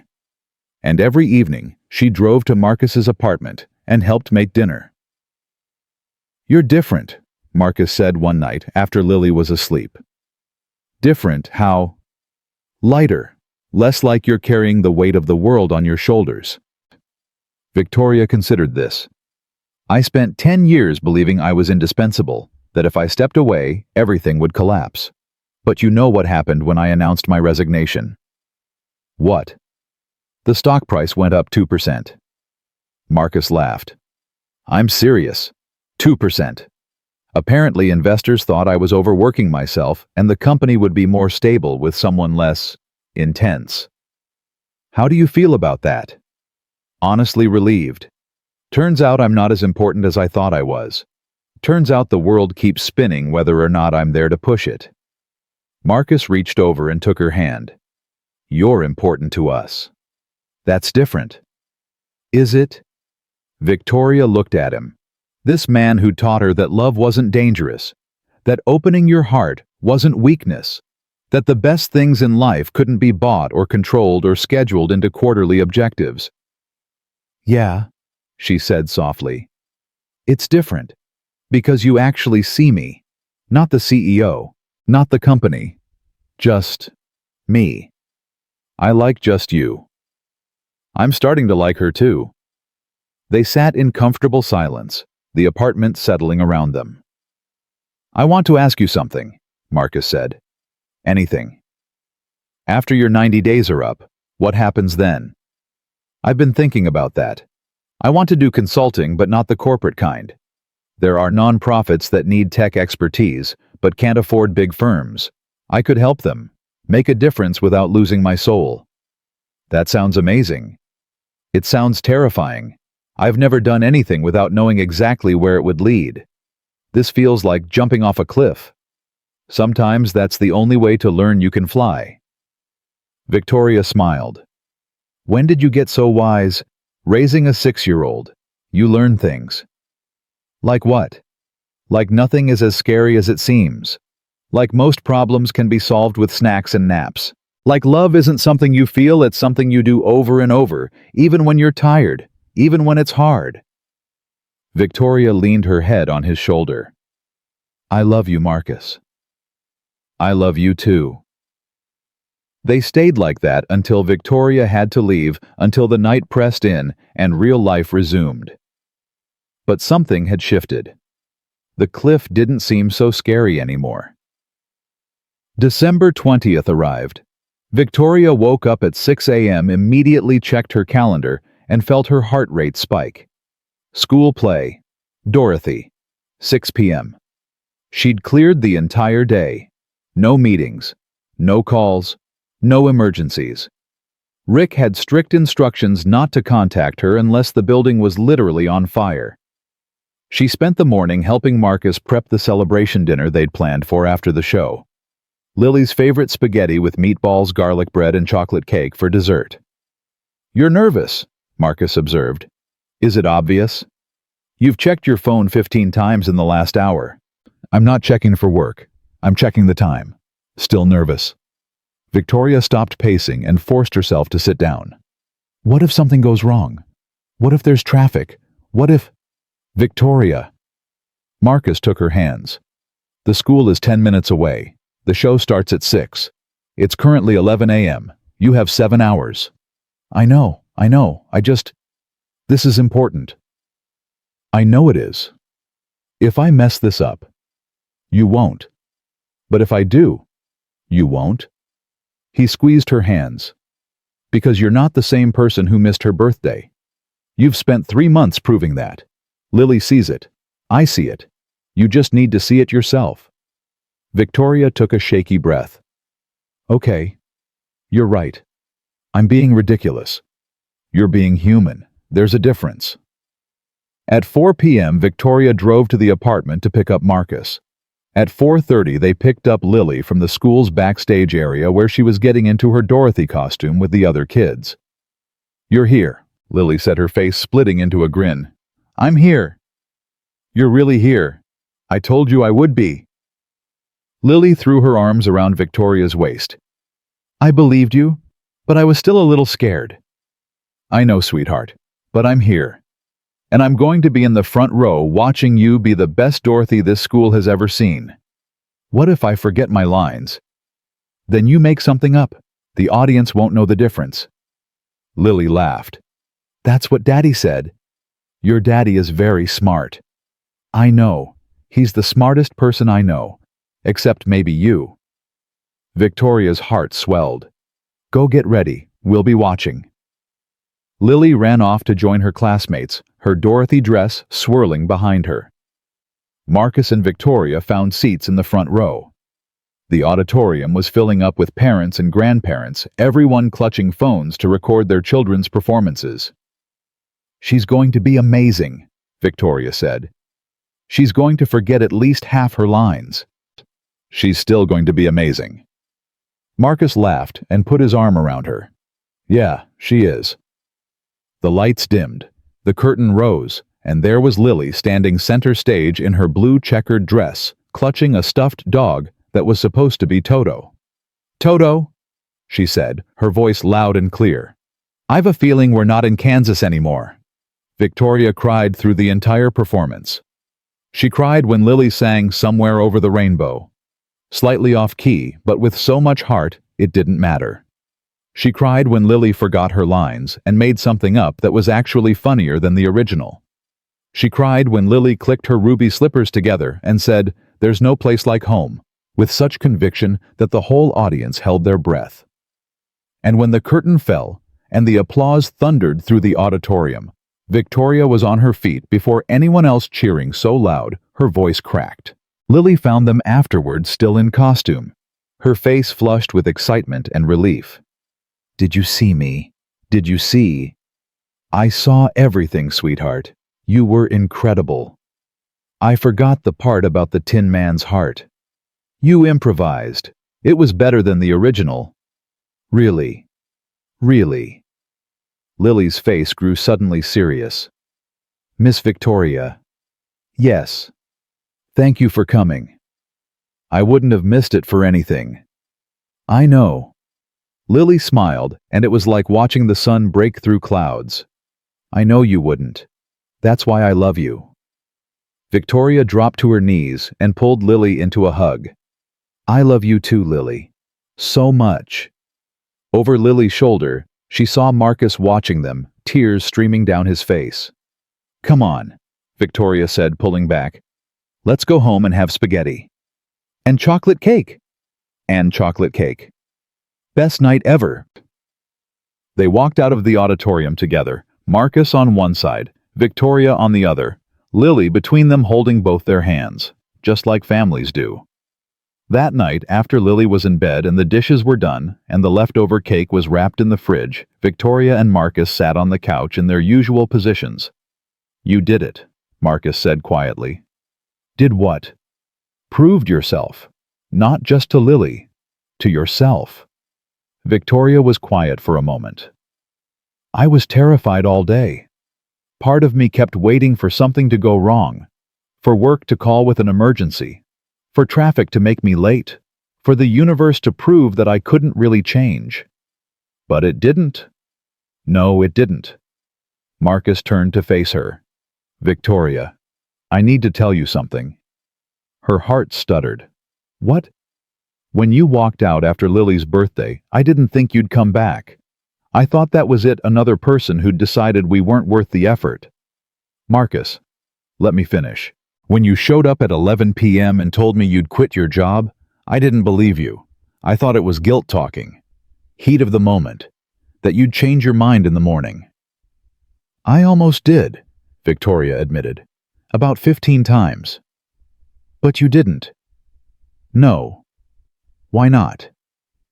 Victoria considered the question. Because every time I thought about going back, I pictured Lily's face. The drawing she made where I was transparent. The way she looked at me at her birthday party when I wasn't there. And I realized that no amount of success, no amount of money, no amount of being in control was worth making that little girl feel invisible. She took his hand. I spent 15 years believing that work was the only safe place. That if I just kept achieving, kept building, kept being indispensable, I'd never have to feel the pain of losing someone again. But you know what I realized? What? I lost my parents 20 years ago, and I've been grieving ever since. Not because I loved them, but because I never let myself love anyone else. I've been keeping myself half dead to avoid the possibility of dying all the way. Marcus squeezed her hand. And now I'm choosing to live. Really live. Even if it means risking everything. He kissed her, then deep and real, and Victoria felt something unlock in her chest. The last wall, the final defense crumbling to dust. When they broke apart, Marcus rested his forehead against hers. I have something to ask you. What? It's too soon. I know it's too soon.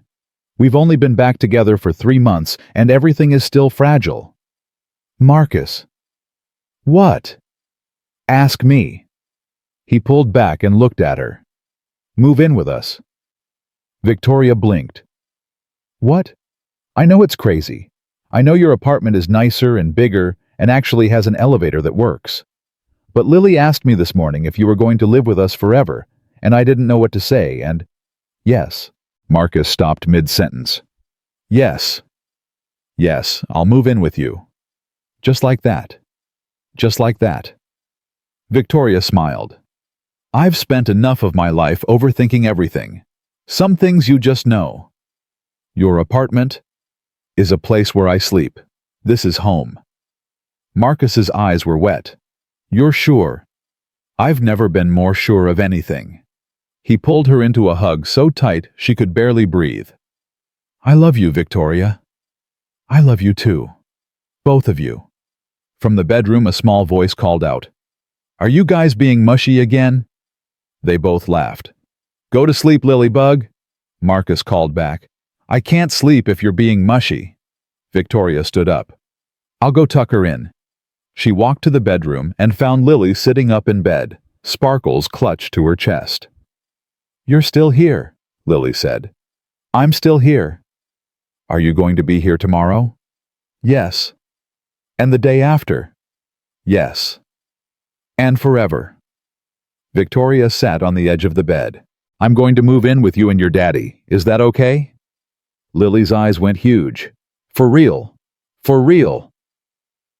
Lily launched herself at Victoria, knocking her backward.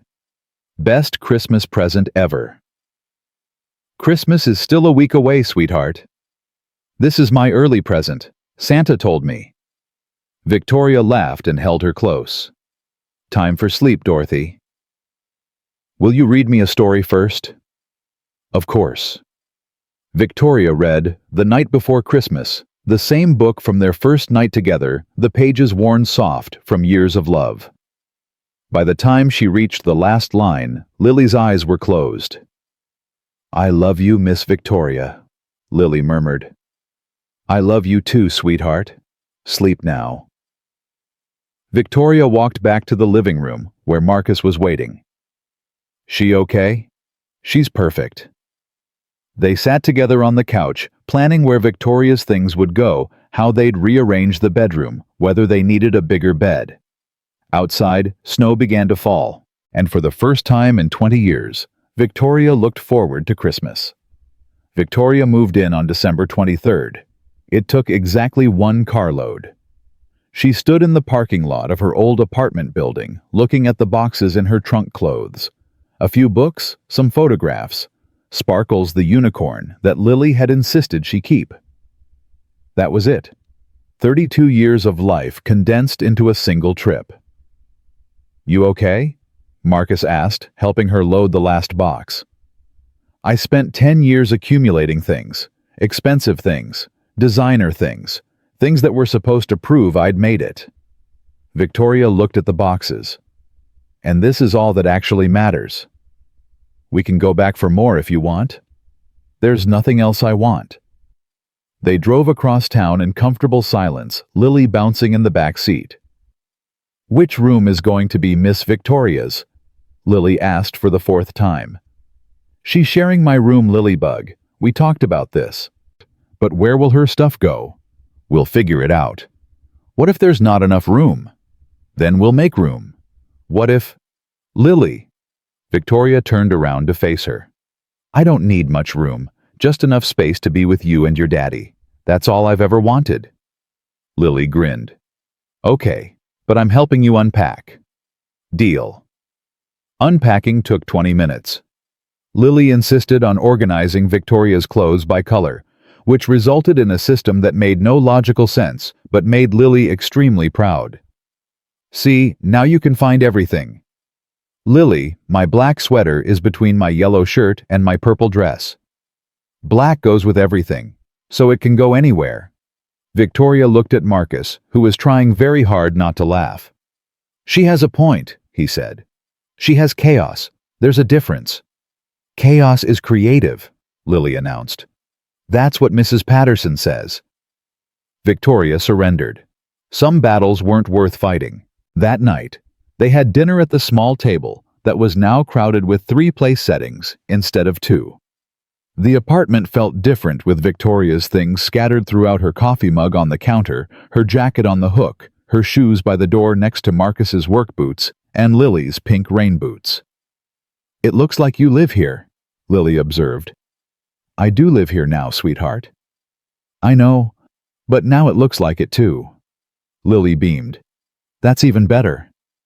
After dinner, they decorated Christmas cookies. Victoria had never decorated a Christmas cookie in her life, but Lily was a patient teacher. "More sprinkles, Miss Victoria. You're being stingy." "I think this is a reasonable amount of sprinkles." "There's no such thing as a reasonable amount of sprinkles. More is always more." Marcus watched them with an expression Victoria was learning to recognize wonder mixed with disbelief, like he still couldn't quite accept that this was his life now. "What?" Victoria asked, catching his eye. "Nothing, just happy." "That's not nothing." "No, I guess it's not." Christmas Eve arrived with fresh snow and the kind of cold that made you grateful for warm apartments and warmer people. Victoria woke up early before Marcus. She lay in the bed that was now theirs, listening to the sounds of the building settling the distant traffic, Marcus's steady breathing beside her. 1 year ago, she'd been standing in a penthouse throwing her phone at a painting so lonely she couldn't breathe. Now she was here. The door creaked open. Lily's face appeared in the gap, her eyes huge with excitement. "Is it Christmas yet?" "Almost, sweetheart. Christmas Eve." "Can I come in?" Victoria lifted the blanket. Lily scrambled onto the bed and wedged herself between them, all elbows and cold feet, and barely contained energy. "Oof." Marcus woke up with a grunt. "What time is it?" "Christmas time." "It's not Christmas yet, Lilybug. It's Christmas Eve. That's basically Christmas." "That's like saying Friday is basically Saturday." "It is basically Saturday." Victoria laughed. This was her life now. Early mornings and cold feet and arguments about the calendar. She wouldn't trade it for anything. They got up and made pancakes better than the first ones, though still slightly lopsided.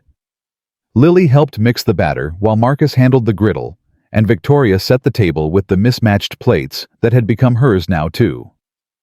"I want to do something today," Victoria said over breakfast. "What kind of something?" "I want to go back to the Golden Spoon, where we first met." Lily's face lit up. "The diner where Daddy couldn't afford hot chocolate. Where your daddy counted quarters, yes." Marcus's ears turned slightly pink. "That's not exactly how I'd describe it." "It's exactly how I'd describe it. And I want to go back, to see Donna, to remember how far we've come." Marcus looked at her for a long moment. "Okay, let's go." The Golden Spoon hadn't changed. Same steamed windows, same flickering neon sign, same smell of coffee and bacon grease, and something sweet from the pie case. Donna looked up when they walked in, and her face split into a grin. "Well, well, well, if it isn't my favorite Christmas miracle." "You remember us?" "Honey, I've been doing this job for 32 years. I remember every single couple who fell in love at my counter." She winked at Lily. "And every single matchmaker who made it happen." Lily giggled. "Can I have hot chocolate?" "You can have whatever you want, sweetheart, on the house." They slid into the same booth where they'd eaten that first night. Victoria on one side, Marcus and Lily on the other. The same Christmas music played from the speakers. The same lights blinked in the windows. But everything was different. "I was so scared that night," Victoria said quietly. "I'd spent 15 years building walls, and suddenly there you were counting quarters, and I didn't know what to do, except throw money at the problem." "I thought you were crazy," Marcus admitted. "Beautiful stranger in a designer coat, buying dinner for strangers. I kept waiting for the catch." "There was no catch." "I know that now, but back then—" He shook his head. "I'd been let down so many times. I couldn't imagine someone choosing us without wanting something in return." Lily looked between them. What did Miss Victoria want? Marcus smiled. She wanted to not be alone on Christmas. That sad? It was. But she's not alone anymore. Lily nodded seriously. Because she has us now. That's right, sweetheart. She has us. Donna brought their food the same order as that first night. Hot chocolate for Lily, coffee for the adults, pancakes and burgers and pie to share. You know, Donna said, setting down the plates. I've seen a lot of people come through these doors over the years. Some of them are running from something. Some of them are looking for something. Some of them are just lost. She looked at Victoria. You were all three that night. I could see it in your eyes. But you were also brave enough to let someone in. And that's the hardest thing in the world, letting people see you when you're broken. Victoria's eyes burned. Thank you for staying open late that night. Honey, I stay open every Christmas Eve, because you never know when someone's going to walk through that door and need a miracle. Donna smiled. Sometimes the miracle is a hot meal. Sometimes it's hot chocolate with 3 marshmallows. And sometimes it's finding your family in the most unexpected place. She left them to eat, and Victoria blinked back tears. Are you okay, Miss Victoria? Lily asked. I'm more than okay, sweetheart. I'm happy. Happy tears. Very happy tears. They ate slowly, savoring every bite, talking about everything and nothing. About Lily's school play. About Marcus's plans to finally get his architecture certification. About Victoria's consulting work with nonprofits. About the future they were building together one day at a time. When they finished, Victoria asked for the check. Donna brought it with a knowing smile. Victoria looked at the total, then looked at Marcus. Do you remember what you had that first night before I interfered? Hot chocolate and toast. It was all I could afford. $4.73. You remember the exact amount. I remember everything about that night. She pulled out her wallet and left a $100 tip on a $30 check. Merry Christmas, Donna. Thank you for everything. Donna's eyes went wet. You take care of this family, you hear? They're special. I know. I'm going to spend the rest of my life proving I know." They walked out into the snow, Lily between them, holding both their hands. "This is how families walk," Lily said, repeating what she'd told Victoria that first night. "Together." Victoria squeezed her hand. "Always together." That evening they had a visitor. Mrs. Chen from apartment 4D knocked on the door with a plate of homemade dumplings and a suspicious look at Victoria. "You're still here," she observed. "Still here, Mrs. Chen." The elderly woman studied her with sharp eyes. "I told Marcus when he first brought you home that you wouldn't last. Too fancy, too busy, too much like the other one." Victoria felt Marcus tense beside her. "And now?" Victoria asked calmly. Mrs. Chen was quiet for a long moment. "Now I think maybe I was wrong." She handed over the dumplings. "Don't make me regret saying that." "I won't, Mrs. Chen. I promise." We'll see." But there was a warmth in her eyes that hadn't been there before. "Merry Christmas, all of you." After she left, Lily grabbed Victoria's hand. "Mrs. Chen likes you now." "I think she tolerates me, sweetheart. That's different." "No, she likes you. She only brings dumplings to people she likes. She told me." Victoria looked at Marcus. "Is that true?" "Mrs. Chen hasn't brought anyone dumplings since my mom was alive." Victoria stared at the plate in her hands. "Oh. Yeah. Oh." They ate the dumplings for dinner, along with the leftover Christmas cookies and some reheated pizza that Lily insisted was a balanced meal because pizza has vegetables on it. After dinner, they decorated the Christmas tree together. The same crooked tree from last year, the same paper snowflakes and popcorn strings, the same cardboard star painted gold with shedding glitter. But this year, Victoria helped. She hung ornaments and strung lights, and listened to Lily explain the history of every single decoration. "This one is from when I was 3. See how messy it is? I wasn't very good at art yet." "You're still not very good at art," Marcus teased. "I am excellent at art. Miss Victoria, tell him I'm excellent at art." "You're excellent at art, Lily. See? She's biased. She's correct." They finished decorating as the clock struck 9. Lily was fighting to keep her eyes open, her excitement about Christmas morning warring with exhaustion. "Time for bed, Lilybug." "But I'm not tired." "Your eyes are closed." "I'm resting them." Victoria knelt down. "Lily, the sooner you go to sleep, the sooner Christmas morning comes." Lily considered this logic. "Okay, but you have to read me a story." "Of course." The Night Before Christmas 1. Our favorite. Victoria carried Lily to bed, Marcus following behind. They tucked her in together, Marcus on one side, Victoria on the other, and Victoria pulled out the worn book with its soft cover and cracked spine. "'Twas the night before Christmas," she began, when all through the house. By the time she reached the last line, Lily was asleep. Sparkles clutched to her chest. Victoria kissed her forehead. "Merry Christmas, sweetheart." "Merry Christmas, Lilybug," Marcus whispered. They slipped out quietly, leaving the door cracked, so the hallway light could chase away any bad dreams.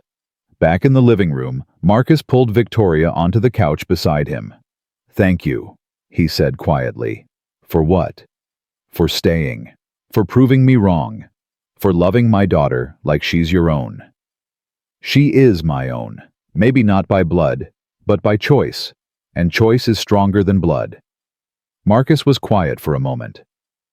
"Can I ask you something?" "Anything." "Will you marry me?" Victoria's heart stopped. "What?" Marcus pulled a small box from his pocket. Inside was a ring, simple, elegant, nothing like the massive diamonds Victoria had seen on the fingers of board members' wives. "I've been carrying this around for 2 weeks, Marcus said, "waiting for the right moment, and then I realized there's no perfect moment. There's just us. Here. Now. And I don't want to wait anymore."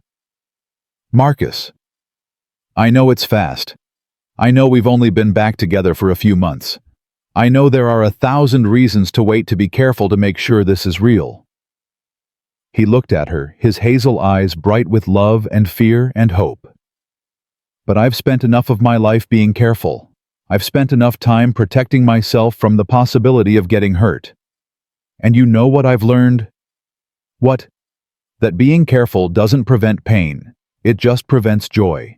And I'd rather have joy and pain together than nothing at all." Victoria was crying now, tears streaming down her face. "Yes, yes, yes, 1,000 times yes." Marcus slid the ring onto her finger. It fit perfectly. He kissed her then, deep and real, and Victoria felt the last piece of her broken heart finally click into place. "I love you, Victoria." "I love you too, Marcus. More than I ever thought I could love anyone." From the bedroom, a small voice called out, "Are you being mushy again?" They both laughed. "Go to sleep, Lilybug. I can't sleep when you're being mushy." Victoria stood up. "I'll go talk to her." She walked to the bedroom and found Lily sitting up, very clearly not sleeping. "Lily, you're supposed to be asleep." "I heard Daddy ask you something." Victoria's heart stuttered. "You did?" "Are you going to marry him?"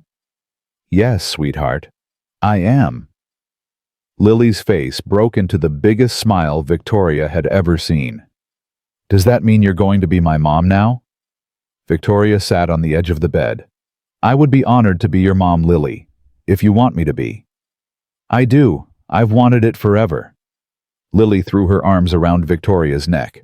"This is the best Christmas present ever. Better than the bike your daddy got you. Way better. Bikes can't read bedtime stories." Victoria laughed through her tears. "No, I suppose they can't." "Will you still read to me, even when you're my real mom?" "I'll read to you every night, sweetheart. For as long as you want me to. Forever. Forever." Lily pulled back and looked at her with those two old eyes. "Miss Victoria." "Yes." "Thank you for not leaving. Thank you for coming back. Thank you for choosing us." Victoria's heart shattered and rebuilt itself in the same moment. "Thank you for letting me in, Lily. Thank you for teaching me that love isn't dangerous. It's the only thing worth risking everything for." She tucked Lily back into bed, kissed her forehead, and walked back to the living room where Marcus was waiting. She heard. And she's very happy. She says I'm better than a bike." Marcus laughed. "High praise. The highest." They sat on the couch together, Victoria's hand heavy with the ring that changed everything. "So, what now?" Marcus asked. "Now we get married. We raise Lily together. We build a life that matters." "That's simple." "That's simple." Victoria smiled. "I spent 15 years making everything complicated. Turns out the best things in life are actually pretty straightforward." "Like what?" "Like showing up. Like keeping promises. Like choosing love even when it's scary." She leaned her head on his shoulder. "Like finding your family in a diner on Christmas Eve and having the courage to let them in." The clock struck midnight. "Merry Christmas, Victoria." "Merry Christmas, Marcus." From the bedroom, Lily's voice rang out one final time. "Merry Christmas, everyone." They were married in March at the Golden Spoon. Donna had insisted, refusing to take no for an answer. "This is where your story started," she'd said. "Only right, it's where you celebrate the next chapter." The guest list was small. Mrs. Chen Beth, a few neighbors from the building. Lily's teacher, Mrs. Patterson, who'd become a friend over the past months. No investors, no board members, no one from Victoria's old life. Just family. Lily was the flower girl, scattering rose petals with the seriousness of a surgeon performing delicate surgery. "Not too many at once, Lilybug," Marcus whispered. "I'm being strategic, Daddy. You're being bossy." "Same thing." Victoria wore a simple white dress, nothing like the designer gown she'd once imagined for her theoretical wedding. Marcus wore a suit he'd bought second-hand and tailored himself. Donna had decorated the diner with white lights and wildflowers that smelled like spring. It was perfect. Their vows were simple. "I promise to show up," Victoria said. "Every day, for school plays and soccer games and burned pancakes and bedtime stories. I promise to choose you both over and over for the rest of my life." "I promise to believe you when you choose us," Marcus said. "To trust that we're worth staying for. To build a life where all our dreams fit together instead of compete." Lily had her own vows, which she'd written herself and practiced with Mrs. Chen. "I promise to always tell you when you're being mushy, and to remind you that family is the best thing ever, and to let you kiss even though it's gross because you love each other and that's important." Everyone laughed through their tears. When the officiant pronounced them married, Lily cheered so loud the glasses on the counter rattled. They ate wedding cake that Donna had made herself. They danced to music from the old radio. They celebrated until the sun went down and Lily fell asleep in a booth, still wearing her flower girl dress. Mrs. Chen pulled Victoria aside near the end of the evening. "You proved me wrong," the old woman said. "I tried my best." "You did more than try. You stayed. You fought. You chose them when it would have been easier to choose yourself." Mrs. Chen's eyes were suspiciously bright. "That girl's mother never did any of those things." "I'm not her mother." "No, you're something better. You're the mother she chose." Mrs. Chen squeezed her hand. "Take care of them, Victoria. They deserve to be happy." "I know. So do I." Mrs. Chen smiled, a rare and precious thing. "Yes, you do too." 2 years later, Victoria stood at the window of their new house, a modest 3-bedroom they'd saved for together, watching snow fall on Christmas Eve. Behind her, Marcus and Lily were in the kitchen attempting to make sugar cookies. The smoke alarm had already gone off twice. "Daddy, you're burning them again." "I'm caramelizing." "That's just a fancy word for burning." Victoria smiled. Some things never changed.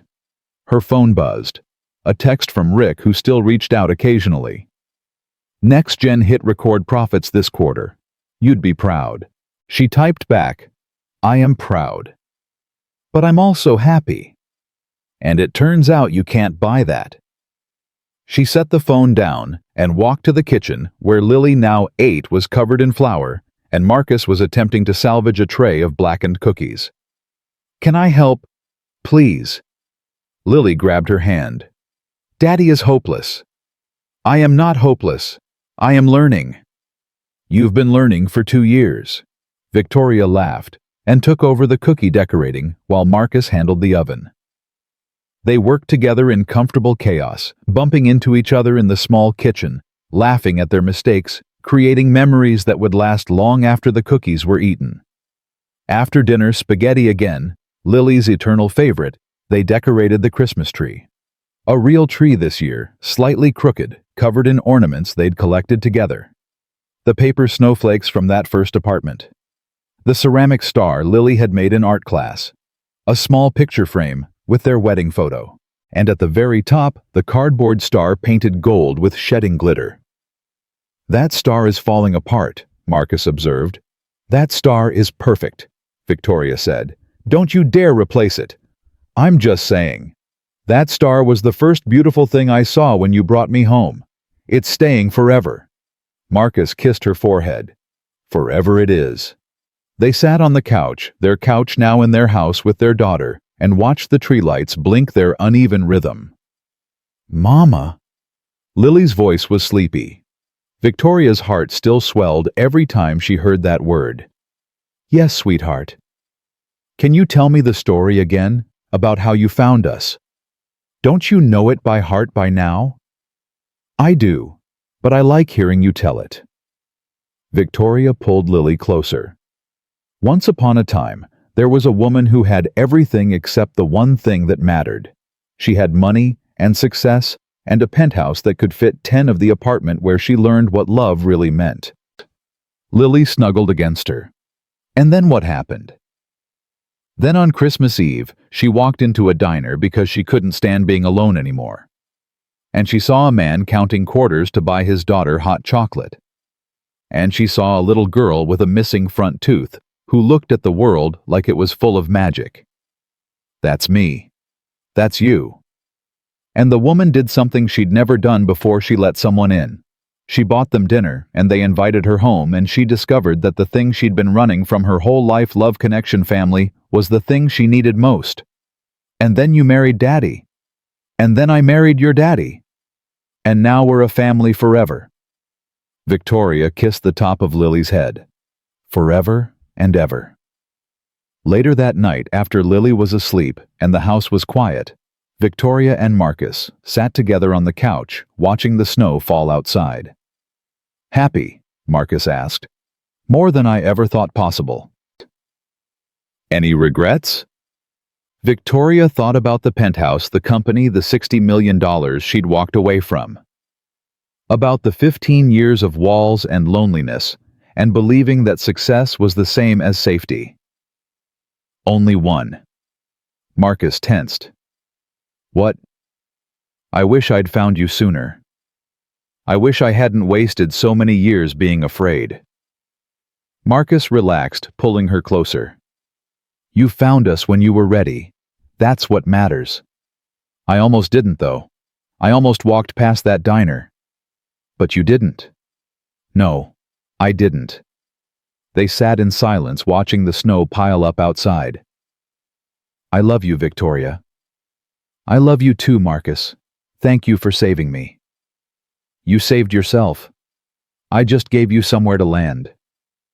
Victoria thought about that, about all the choices that had led her here. The choice to walk into a diner. The choice to buy dinner for strangers. The choice to let down her walls. The choice to stay, to fight to prove she could be different. All those choices stacked on top of each other like bricks, building something she'd never dared to imagine. A home. A family. A life that actually mattered. Merry Christmas, Marcus. Merry Christmas, Victoria. The clock struck midnight. Outside, snow continued to fall on a world that was cold and beautiful and full of possibility. And inside, in a modest house with a crooked Christmas tree and burned sugar cookies, and a daughter who talked too much and loved too freely. Victoria Hayes finally understood what her father had meant all those years ago. Make a wish, sweetheart. Whatever matters most to you. She'd wished for her family to be together forever, and now, 20 years later, she finally had one.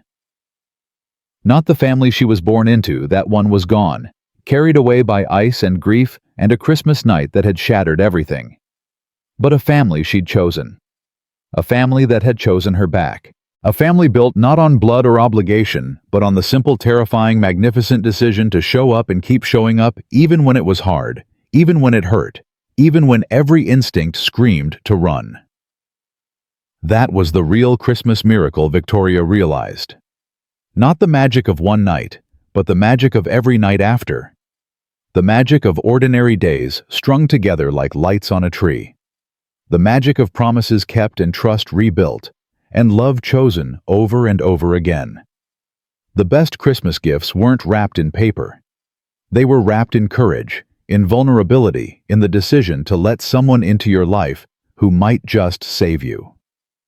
Victoria held her family close as the snow fell and the night deepened and another year drew to a close. And for the first time in her life, she wasn't afraid of what came next. Because whatever it was, she wouldn't face it alone. Never again.